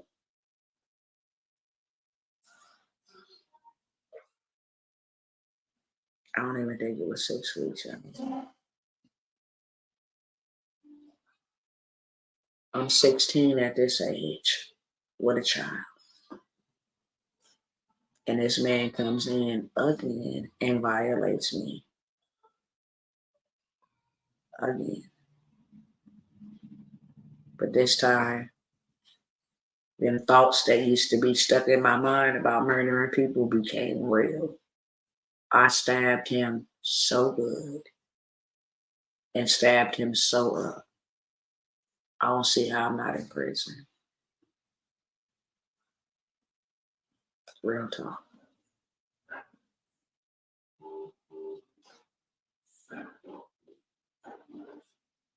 And I'm like, I gotta move out of here. I got to go. I gotta find me somewhere to stay. And I went to the welfare and asked them, is there something that you can do to help me get my own place? And they put me in a hotel and gave me homeless assistance and told me if I found me in an apartment that they would pay for me to move in. I'm only 16, so I ain't even got a license. I go find my mama. She homeless and with an older man. And I said, can you go to the check cashing place and get an ID with your face on it with my name? And you can use my social to run the credit check and just help me get an apartment.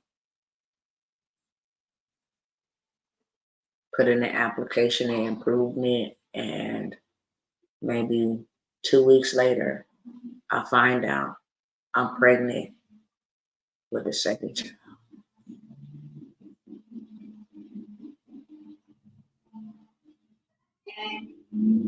So now I got 2 children by a rapist. Moving to my place.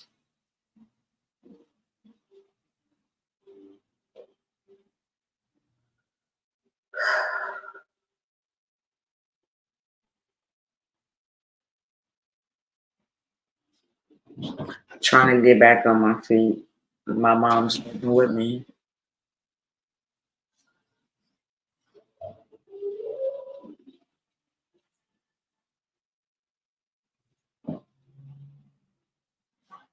And there's some D boys down the way. They hustling. That's what I'm saying. And they would go in and out of spots to hustle so that they don't make one spot particularly hot.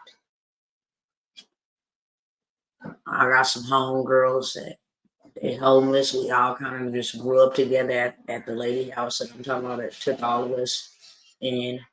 So when I got my place, they come with me.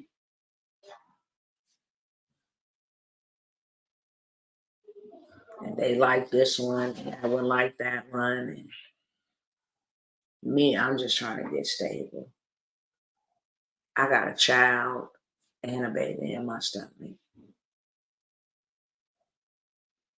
I'm due any day by this morning.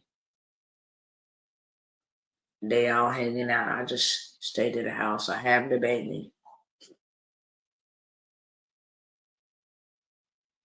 My homegirl, shall I say, at that time, talking to the homeboys, and everybody's just a big powwow. You know, those who do crack and those who sell crack, you know, they all just mix and mingle because I can pop at her house and I can go in his house and I can go set up shop in his house and I can, you know, hang out with these ones here at this house just so I don't blow up a house.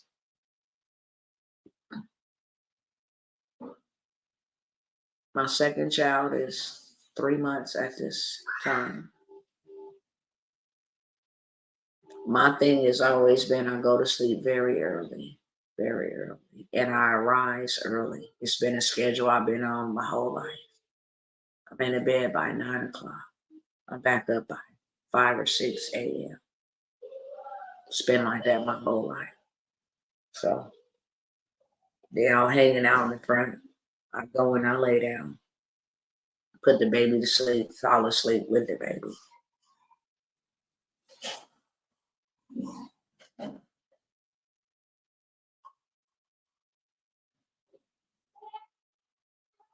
I'm just thinking like, should I share this or not, Father? Because it's what I will say is that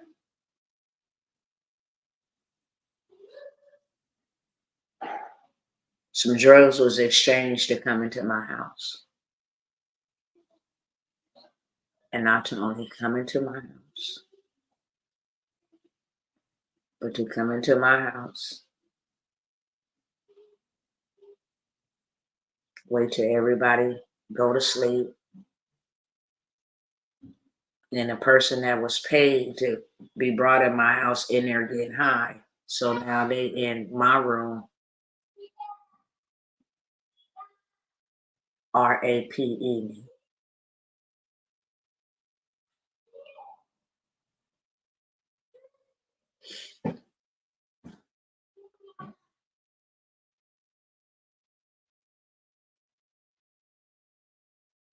I'm like, who are you and what do you want? You supposed to be talking to that girl. Why are you in here on me?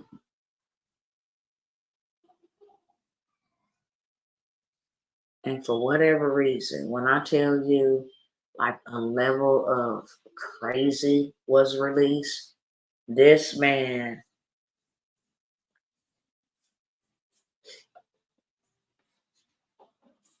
it's like I control you now.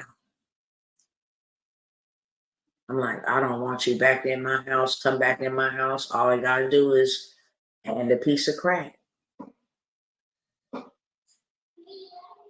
and try to mask it as pursuing. Like, girl, you know I like you. I don't like you. I don't like you. So that turns into, well, B, I'll shoot you. And B, I'll kill you. And you better not have that on when you go outside. I'm outside. I got pants on. Pants got to get ripped off of me. If I wear a dress, the dress is getting ripped off of me. Guns pointing to my head. Just pure hell. Straight up.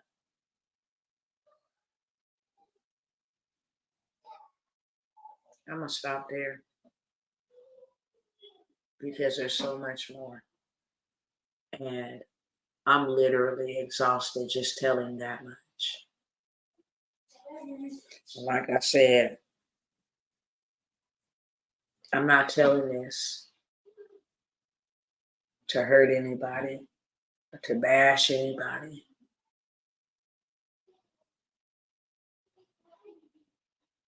Because I've tried to talk about this a lot. Only be told you living in the past. No, I'm not living in the past.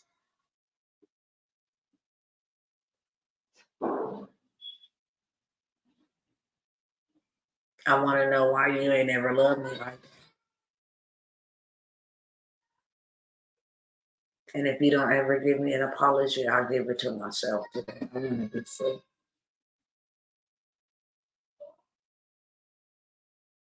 It's real painful to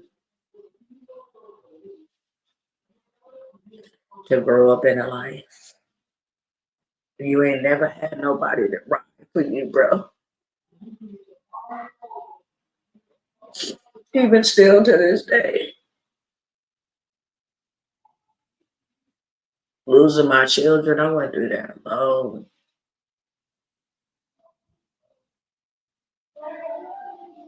It don't be like that. I'm like, can you at least just comfort me and hold me? I don't know how. Why? Because I don't even know how to live my life like this.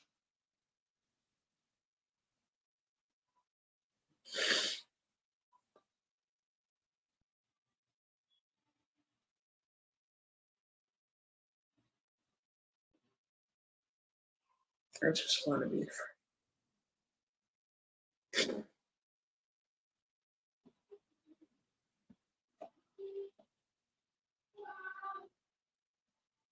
And truth be told, I'm sitting here telling y'all and recording this because I'm going to take this recording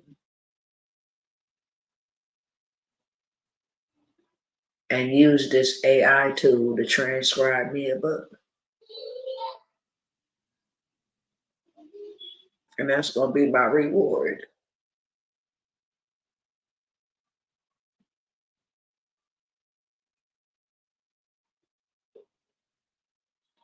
That's going to be my reward.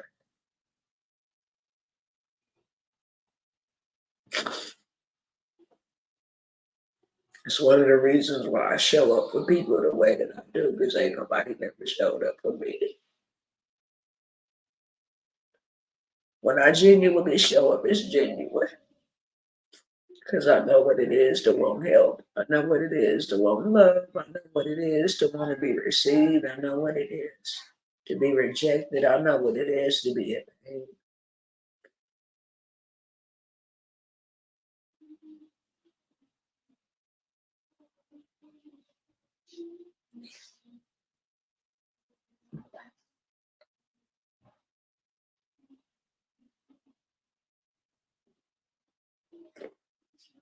And I don't want to live my life no more in bondage to what other people have done.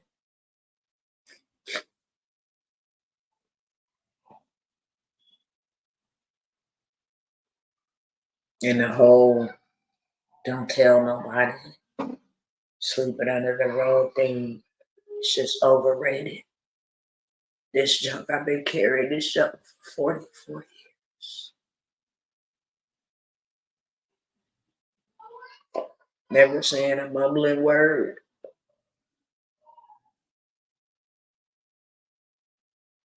Just taking it and eating it.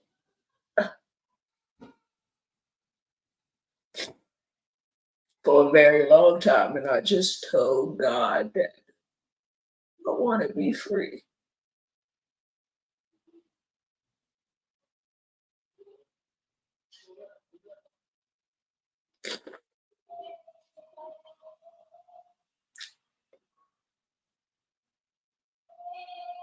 I remember Mother's Day used to be very painful to see other people with their mamas.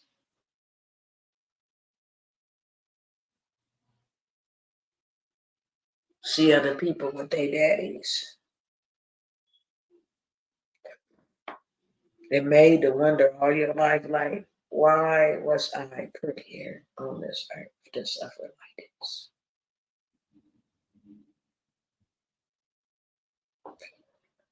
Most people don't know it, but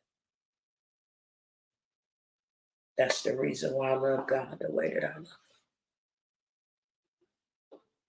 Not because of what somebody else told me about it, but because He has been my only friend.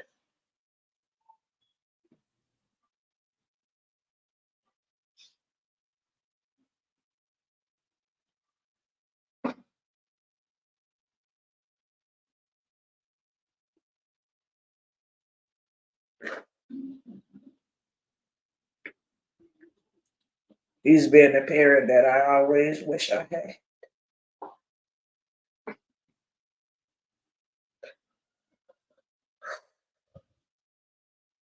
My relationship with him was so messed up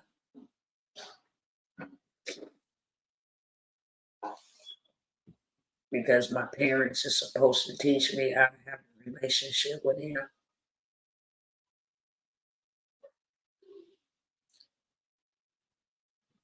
So I didn't know how to receive his love. I made a lot of mistakes.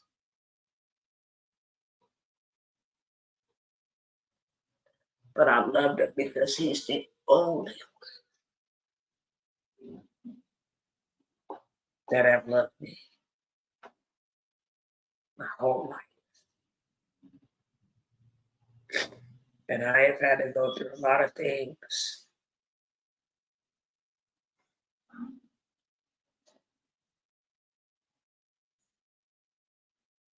But he has never left me and never forsaken me. But thank God because I'm still clothed in my right mind. I didn't even talk about the essay, the sexual assault at the church.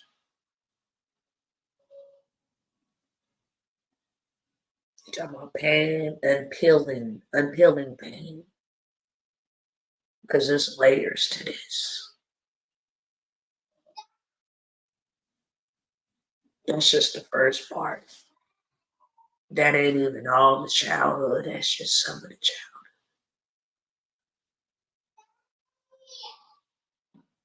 That's the accelerated version.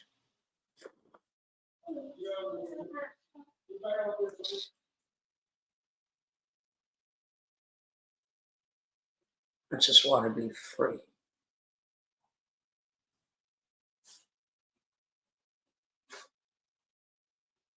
And then when you get success, so I was always the one that they said, yeah, Tawana ain't gonna be nothing.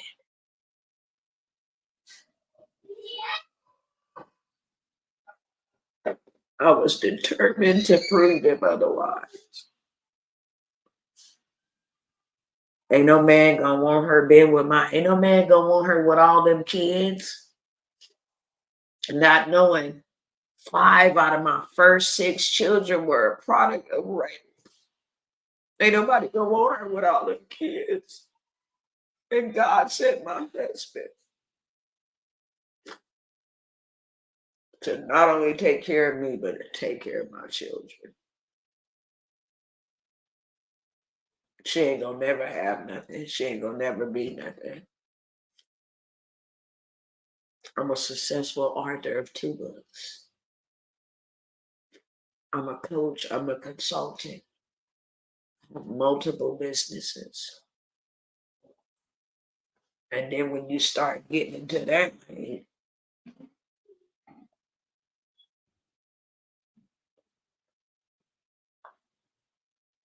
the very people who never believed in you,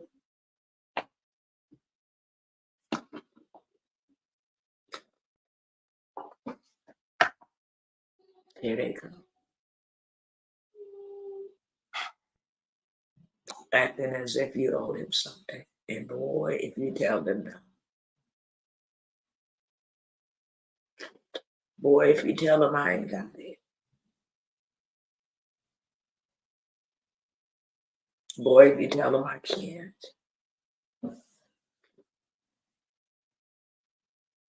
I wrote a book because I tried to tell this story about maybe 7 or 8 years ago. And my whole entire family came up against me. How could you expose stuff like that? Well, what I'm supposed to do? Die with it in me? I was harmed. I was mistreated. I was abused, bro. I'm supposed to die in it so that y'all can stay covered. Whole entire family. We ain't talking to her, but I don't care this time, bro. I don't care. I just want to be free. I'm tired of harboring y'all secrets. I'm tired of covering up y'all mess. I'm tired of it. And I'm going to talk about it. So if you're mad,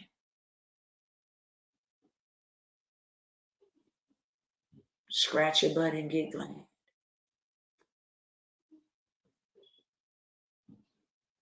I wrote this book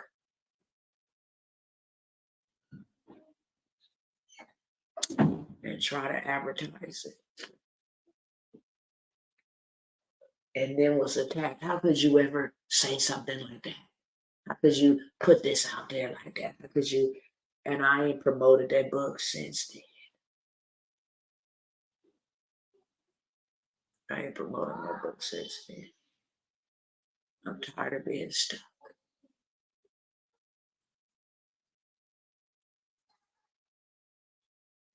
I ain't promoted my book since then. God said that's why many others are stuck.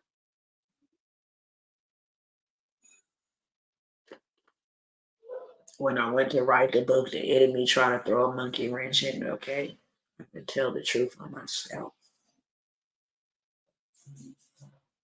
Because I did not graduate.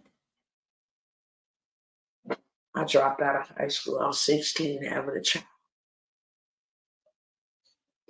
All them dots and exclamation marks and all of that stuff. When I tell you, the book just ran on and on and on and on and on and on. The book just went on and on and on, no commas, no nothing.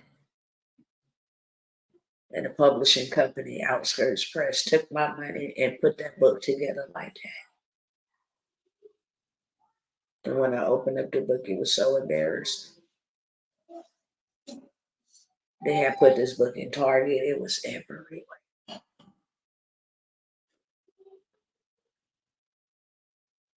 That as soon as I started telling it, and God started opening up doors, and I started getting speaking engagements to go and talk about my story.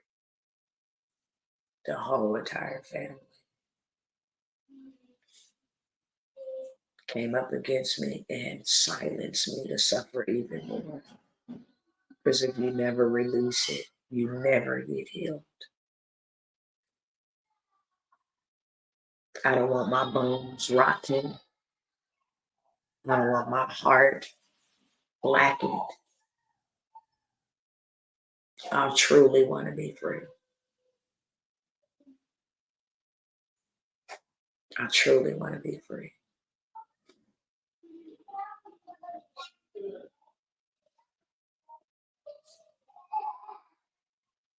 That's it. That's all. I'm tired of being held in shackles and chains. It's people I'm supposed to be connected to that book will connect me to. I have 2 books. The second time I wrote a book, I had an editor edit my book, all the dots and commas and all of that stuff. So they did that, but it was a foreigner who edited my book. So now they changed words up to make it make sense to them in their language as they was editing my book. So some people was like, did you write this book or did somebody else write this book? I'm like, here go the devil again. It's the second book. I never forget what it felt like when I put the period on the second book. I danced all night. There was a weight that was lifted off of me that was so heavy that I was light as a feather as soon as I put the period on the last word.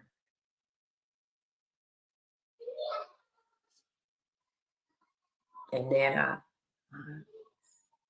the editor come back and everything's edited because I just wanted to hurry up and get this book out of here, get it launched, put it up on Amazon KDP.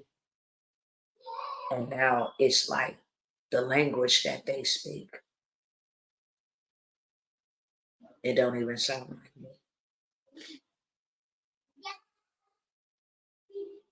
It don't even sound like me. So that was another very big discouragement. I want to show y'all the book real quick.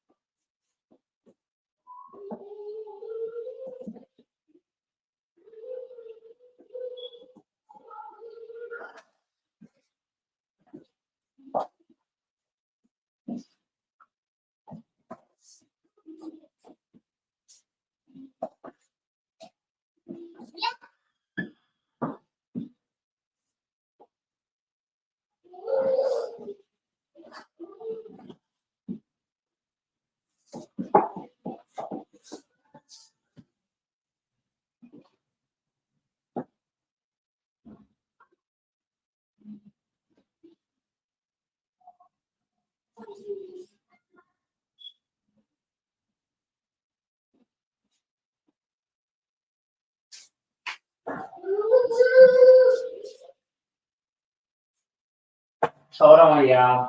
Trying to find the other one.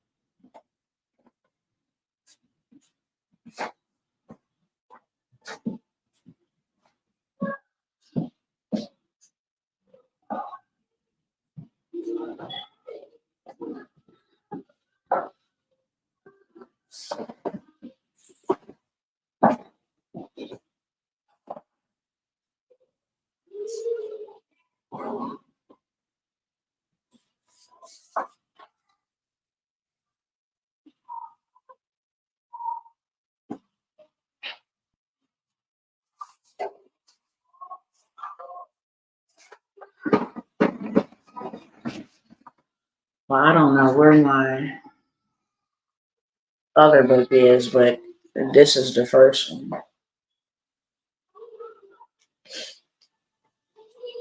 And the reason why I picked this background with that tornado and all that destruction back there is because this is what my life was like. The name of it is called But I'm Still Here. And then the second book is God, I Forgive You Too. Because I was very offended with God for allowing me to go through something like that. I didn't understand why was I even born? And then born into a family who I didn't have a family growing up, so then I created a family, and then that was attacked. Y'all have to stay tuned for part 2 tomorrow to know exactly what I mean. I didn't have a family growing up, so I created this family, these children. I prayed for them, and that'll be part 2.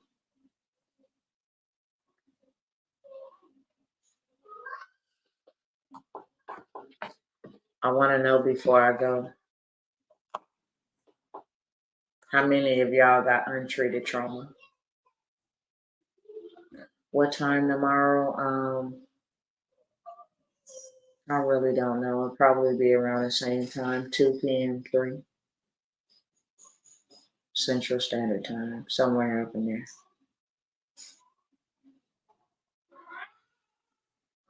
How many of y'all got untreated trauma that is keeping you stuck?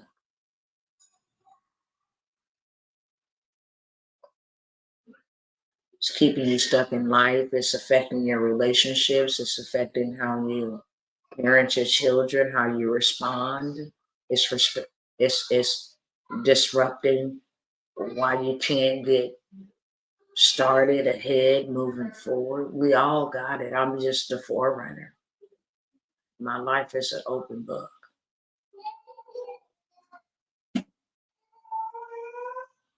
And I can honestly say I feel a little better. I've been very, very grieved hearing this. And this the reason why I turned on the camera and went live, is because every time I try to write it, the enemy try to attack me. Brother said, I don't even know how to start. I feel better.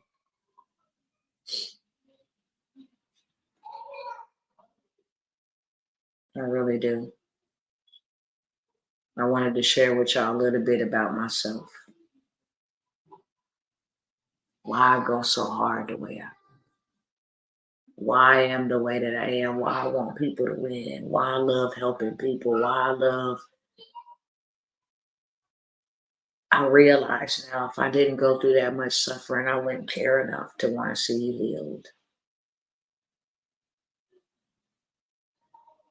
How many of y'all got a story you never told anybody? How many of you guys got a story that you would like to tell? How many of y'all really want to be free? It's a open your mouth so that you can be healed.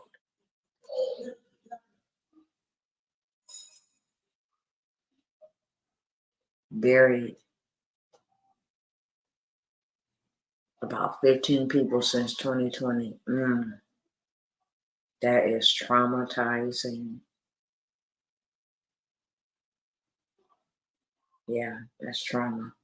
I'm coming out of it. Lots of shadow work. You're on the right path to transmute and break the chains. Oh, I'm a chain breaker. Trust and believe that. I'm unbreakable at this point. I'm not a victim. You may see me cry, but I'm getting healed. I'm letting this mess go. I want it out. And my tears is cleansing my soul. It's like taking my soul through a laundromat. I mean, I'm in the middle of now distancing myself to find myself. Yeah. I'm telling you, when you get free, you can live life. The agape type of life.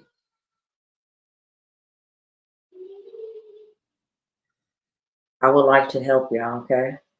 You don't know where to start with telling your story, none of that. I just said something earlier. I've lost 73 people in 3 years. Those tears are cleansers.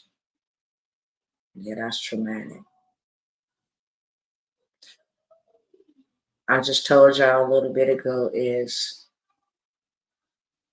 there's a tool that will actually allow you to sit down and tell your story. That's why I'm telling it, because I'm going to have this thing transcribed into a book.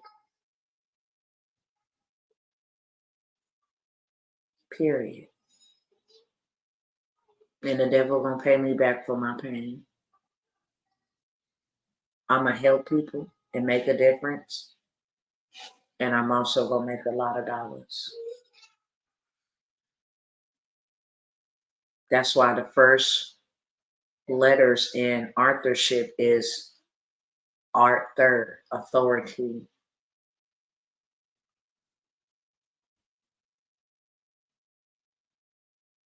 Y'all make sure to tap in with me on tomorrow. I do want to offer for those who want to tell their story.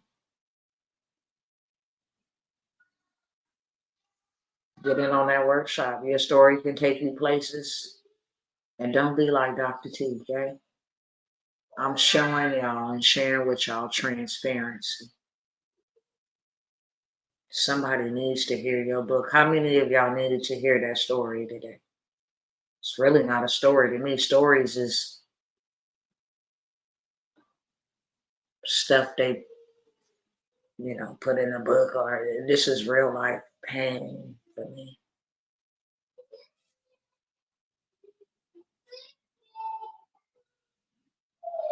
I mean, it's my life.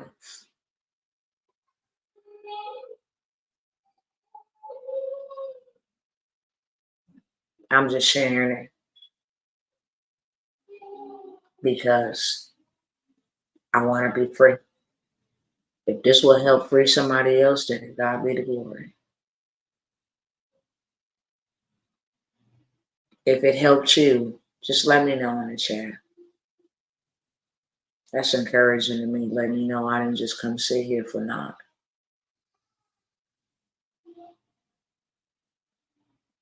Okay? We got to start a movement. Enough is enough.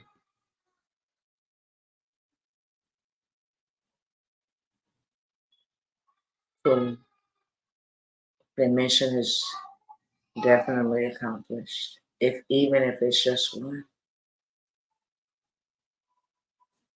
I don't got nothing to hide. I ain't going nowhere, y'all. Life has tried to break me, and I can't be broken.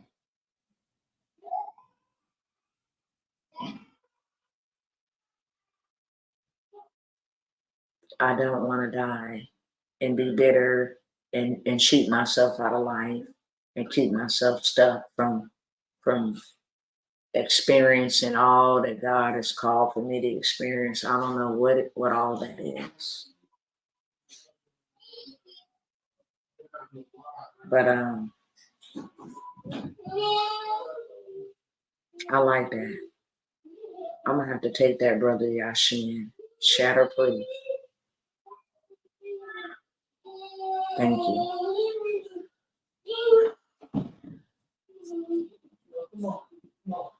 Even though I got, a certification as a master storyteller, I've never told that story.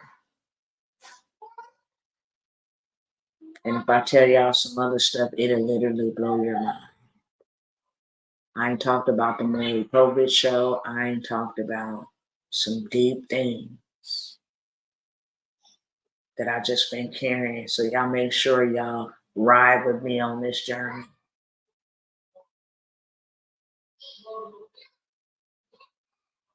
And if I can help you in any capacity, I'm here, okay?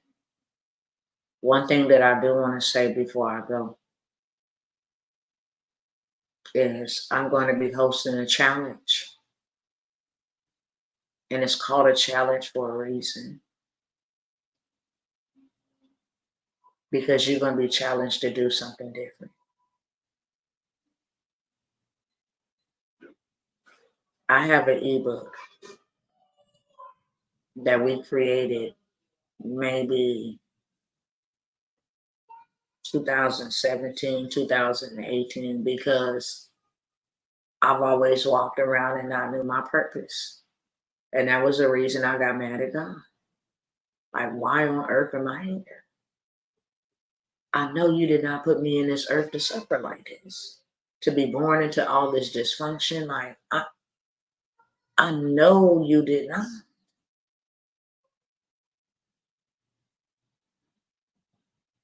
And one day I had a bad toothache. It was hurting so bad. He gave me the revelation. Tawana, you was born for this. Stop asking me why I allowed you to go through this.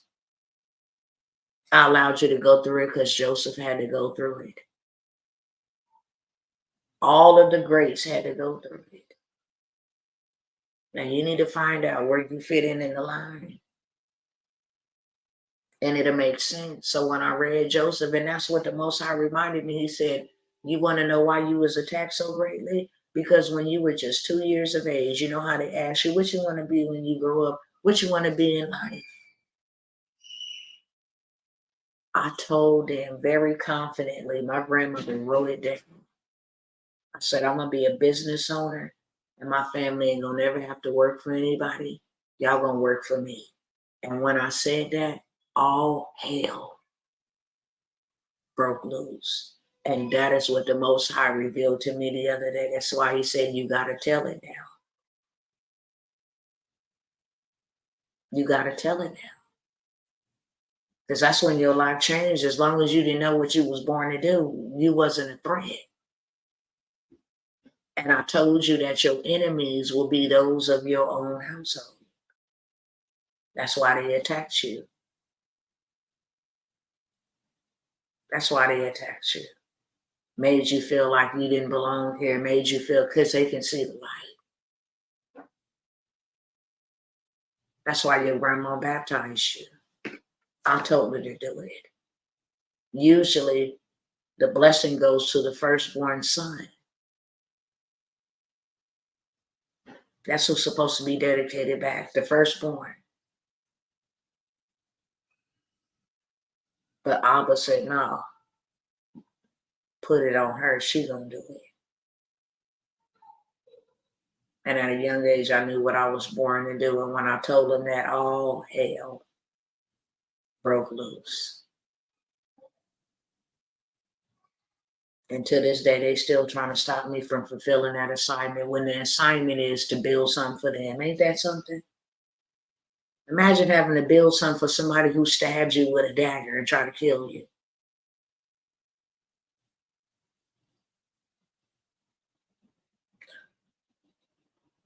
How many of you know your purpose? I want to ask y'all that first before I go, and I'm finna go. How many of y'all know y'all purpose? Why you here?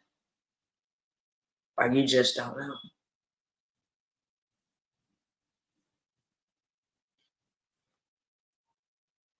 How many of y'all know exactly what you're born to do? I know what I'm born to do. So now, when hardships and stuff come my way, I ain't gonna lie to you.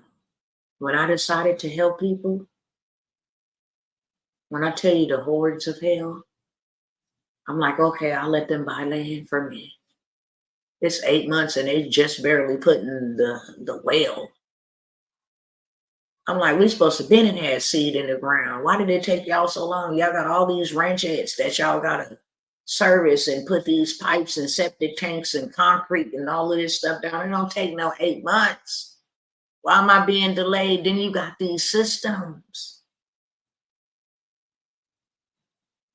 I'm bringing in money, kicking out money, bringing in money, kicking out money. Then you got these systems say, wait a minute, hold on. You're doing too much. We watching your movements. You trying to liberate people we done held in captivity for far too long. We gonna cut your access to your money. I'm talking about hell.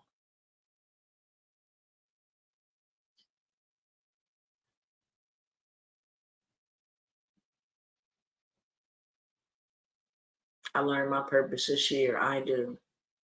I know my purpose. I'm still trying to figure it out. I know that he has a mighty work for me. I was sent to raise the floor of my people through the sky. That's me. If you know your purpose, then you need to start operating in it. Because if you don't, your prosperity will never come. And prosperity is just not financial. Prosperity is having peace. Prosperity is having favor. Prosperity is having resources. Prosperity is having abundance. Go look it up. It's a whole bunch of stuff.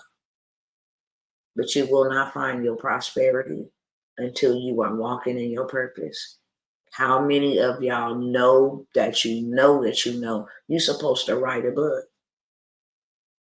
And if you started on it, why do you didn't finish it? And if you haven't started on it, why? I wrote 2 books and I wrote them ugly. And guess what? They ended up in Target. They ended up all around the world. If you go and Google me, my maiden name is Thacker. If you go and Google right now, Tawana Thacker, but I'm still here, you will see all of the places that my book is still in, messed up at that. If you go and Google Dr. Tawana Worlds, God, I forgive you too, you'll see where that messed up. Messed up. They published this book messed up. How I was even able to put the book together is I looked at another book and I said, okay, well, he got the front page here. Well, he got, look at all of these errors that need to be corrected in this book.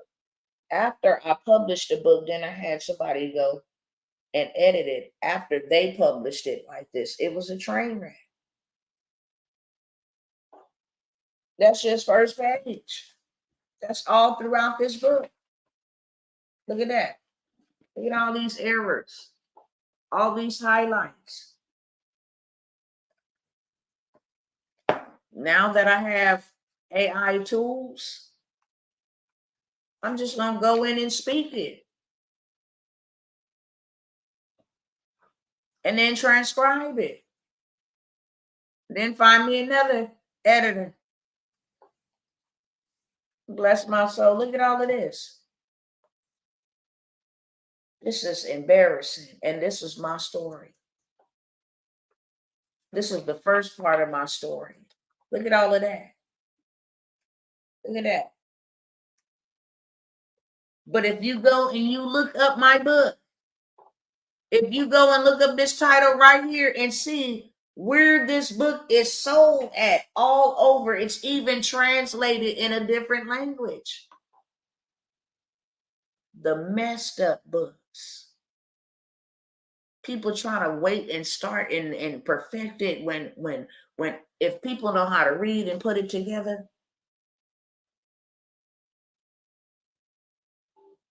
See? Y'all better watch out, because when these books is edited, I'm telling you, they're gonna bust a hole in the pits of hell. That's why the enemy try to do that. This is published by Outskirts Press. You see that? This is a publishing company, Outskirts Press, and published a book like this. They should at least came and said, hey, wait a minute, unless you get like $500 more, we edit the words or whatever. It's just a mess. But that's all right. Who want to write a book with me? Share your story. I'm doing a workshop, a 3-day challenge, actually. $97 general admission. $197 VIP access to the replays, Q&As. Right? But I have a platinum deal. I have general 97, VIP 197, but platinum. That's $997. We will write our books together. So now my platform becomes your platform. We will write your book for you. We will create your social media pages for you to sell the book for you. And guess what? As a platinum member, we will help you become a bestseller overnight. There's all kind of hacks. And your girl got your juice and your sauce waiting for you. For $997, I can only take 5 people. But just imagine you having a tangible copy. You will have your own copies. You will have a launch party. You will be featured in a book with a well-known author who has been all over the world sharing the story. I don't share the book. I share the story. Not only that, you will have your book done for you. Meet together, sit down, we transcribe it, we put it together, get you a beautiful image, we hook you up, get it put on Amazon KDP. We have your launch party. We create your social media pages so that you can sell your book, build your own authority, and become a bestseller in one day. I can only take 5 because I can't do 10, 15 bestsellers. It's a hack and it's a way. So during our launch party, we will definitely get you rated as a bestseller on Amazon. And then you can go ahead and screenshot that, which boosts your authority even more. My first book was a bestseller. In one day, I was a bestseller. Okay.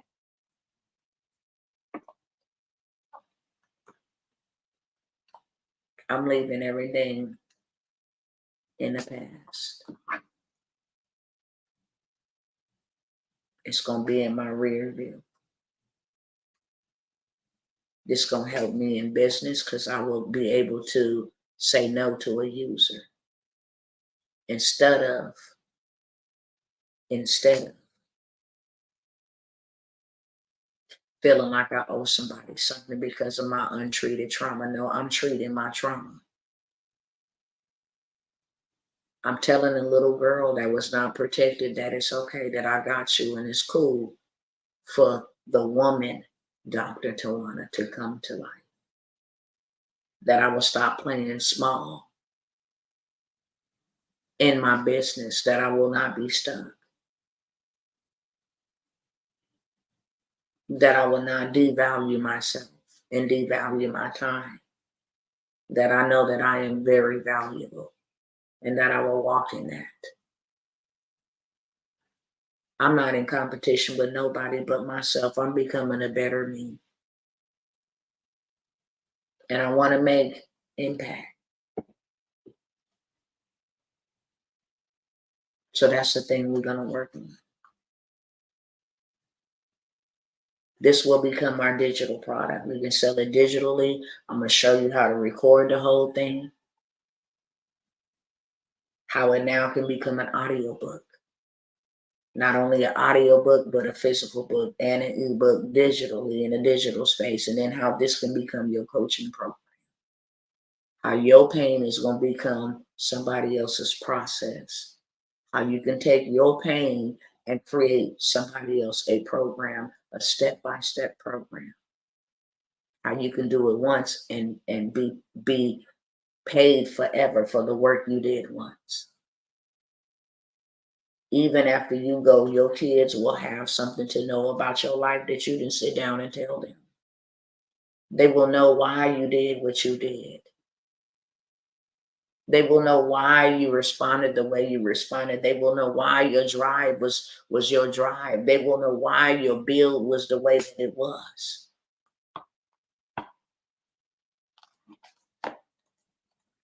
Anybody want to go on this journey with me? It's a healing journey. We deserve it. I invite you. Information is in the description over here. If you're looking to become platinum, that is not. You will have to definitely email me or call. I'm not going to take any calls today. I am spiritually drained. So email me. I'm only taking 5. Y'all did hear me say if anybody wanted to do a book with me, $5K. That's my minimum wage that I charge. I'm going to let 5 people in to go with me for $9.97.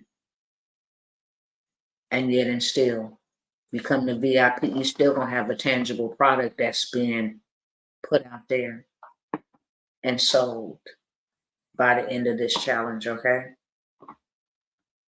Y'all stay tuned for part 2. Pray for me as I pray for you. And before I go, I would like to pray. Father, I thank you for every listener, every viewer. I thank you for purpose. I thank you for the good, the bad, and the ugly. I thank you that what was meant for our bad will be turned for our good. I thank you that the enemy cannot keep me suffering because he has been exposed. I come up against the spirit of retaliation. I come up against any spirits of aggravation. Any spirits that would try to hinder, any spirits that would try to rear up or rise up, any spirits contrary to your spirit. I take authority and bind and loose it to go into dry places where seeketh rest and findeth none. I come up against the spirit of backlash. I thank you, Father, that there is a balm of Gilead being poured not over only on myself. I pray for mercy for those who have oppressed me and those who have made themselves to be my enemy. You said bless them, so I bless them. I don't want them hurting. I don't want them suffering. but I sure is not going to suffer at their cost anymore. I pray that you would have mercy on them and that you would help them. I pray for boldness and courage and strength for all of your sons and your daughters that you have gathered here that have a story to tell that has never been told. And you use me as a forerunner to take the lead, to lead them, to hold their hand, to walk with them, to be there for them, to support them. I thank you that those who have an ear to hear will hear what the Spirit is saying to them. It's either now or never. There are too many people waiting on your people, people that I can reach that only they can reach. Their story is their story. My story is mine, but we all got one to tell. And I pray that they would open up their mouth. And as they open up their mouth, you would heal them in every area where it hurts. Even as they sleep on tonight. Even as they depart from this life. That you would begin to deal with them and convict them. And let them know that we overcome by the blood of the Lamb and by the word of our testimony. We will never overcome until we testify. So I thank you for raising up a new era, a new generation of authors and speakers and coaches and motivational speakers. I thank you for raising them up. And they will infiltrate the digital space, the media. They will begin to do the work that you have purposed them to do. And that they will live long and strong and make an impact and income. I give you all praise, I give you all honor, and I give you all glory. In Yeshua's mighty name, amen and amen.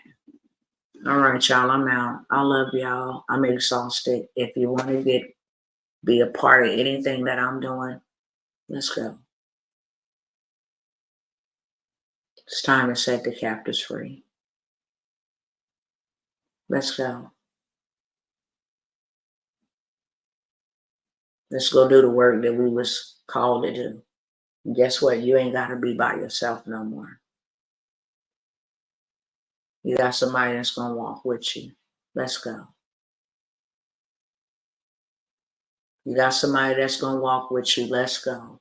You got somebody that's going to get in the trenches with you. Let's go. You got somebody that's going to support you. Let's go. You got somebody that's going to fight with you. Let's go. You are not alone and you are without excuse at this point.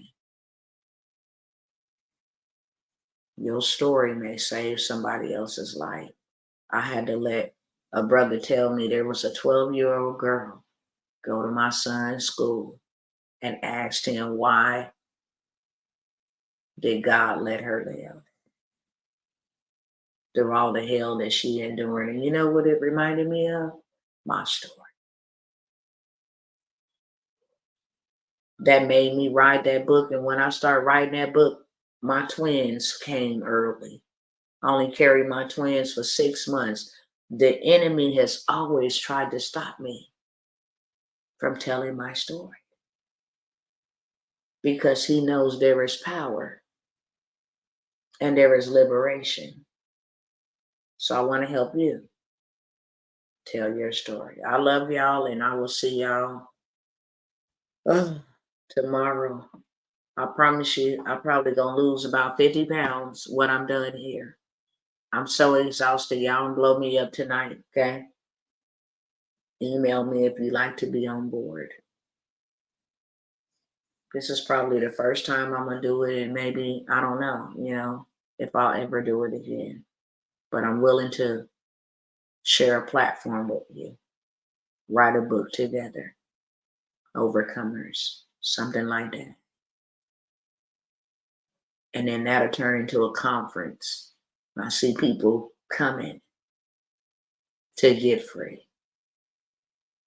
and to hear your story and to hear our story of triumph and victory and overcoming. I'm excited. Good night, y'all.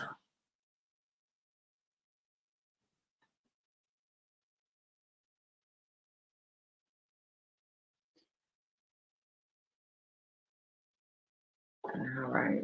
All right, Instagram.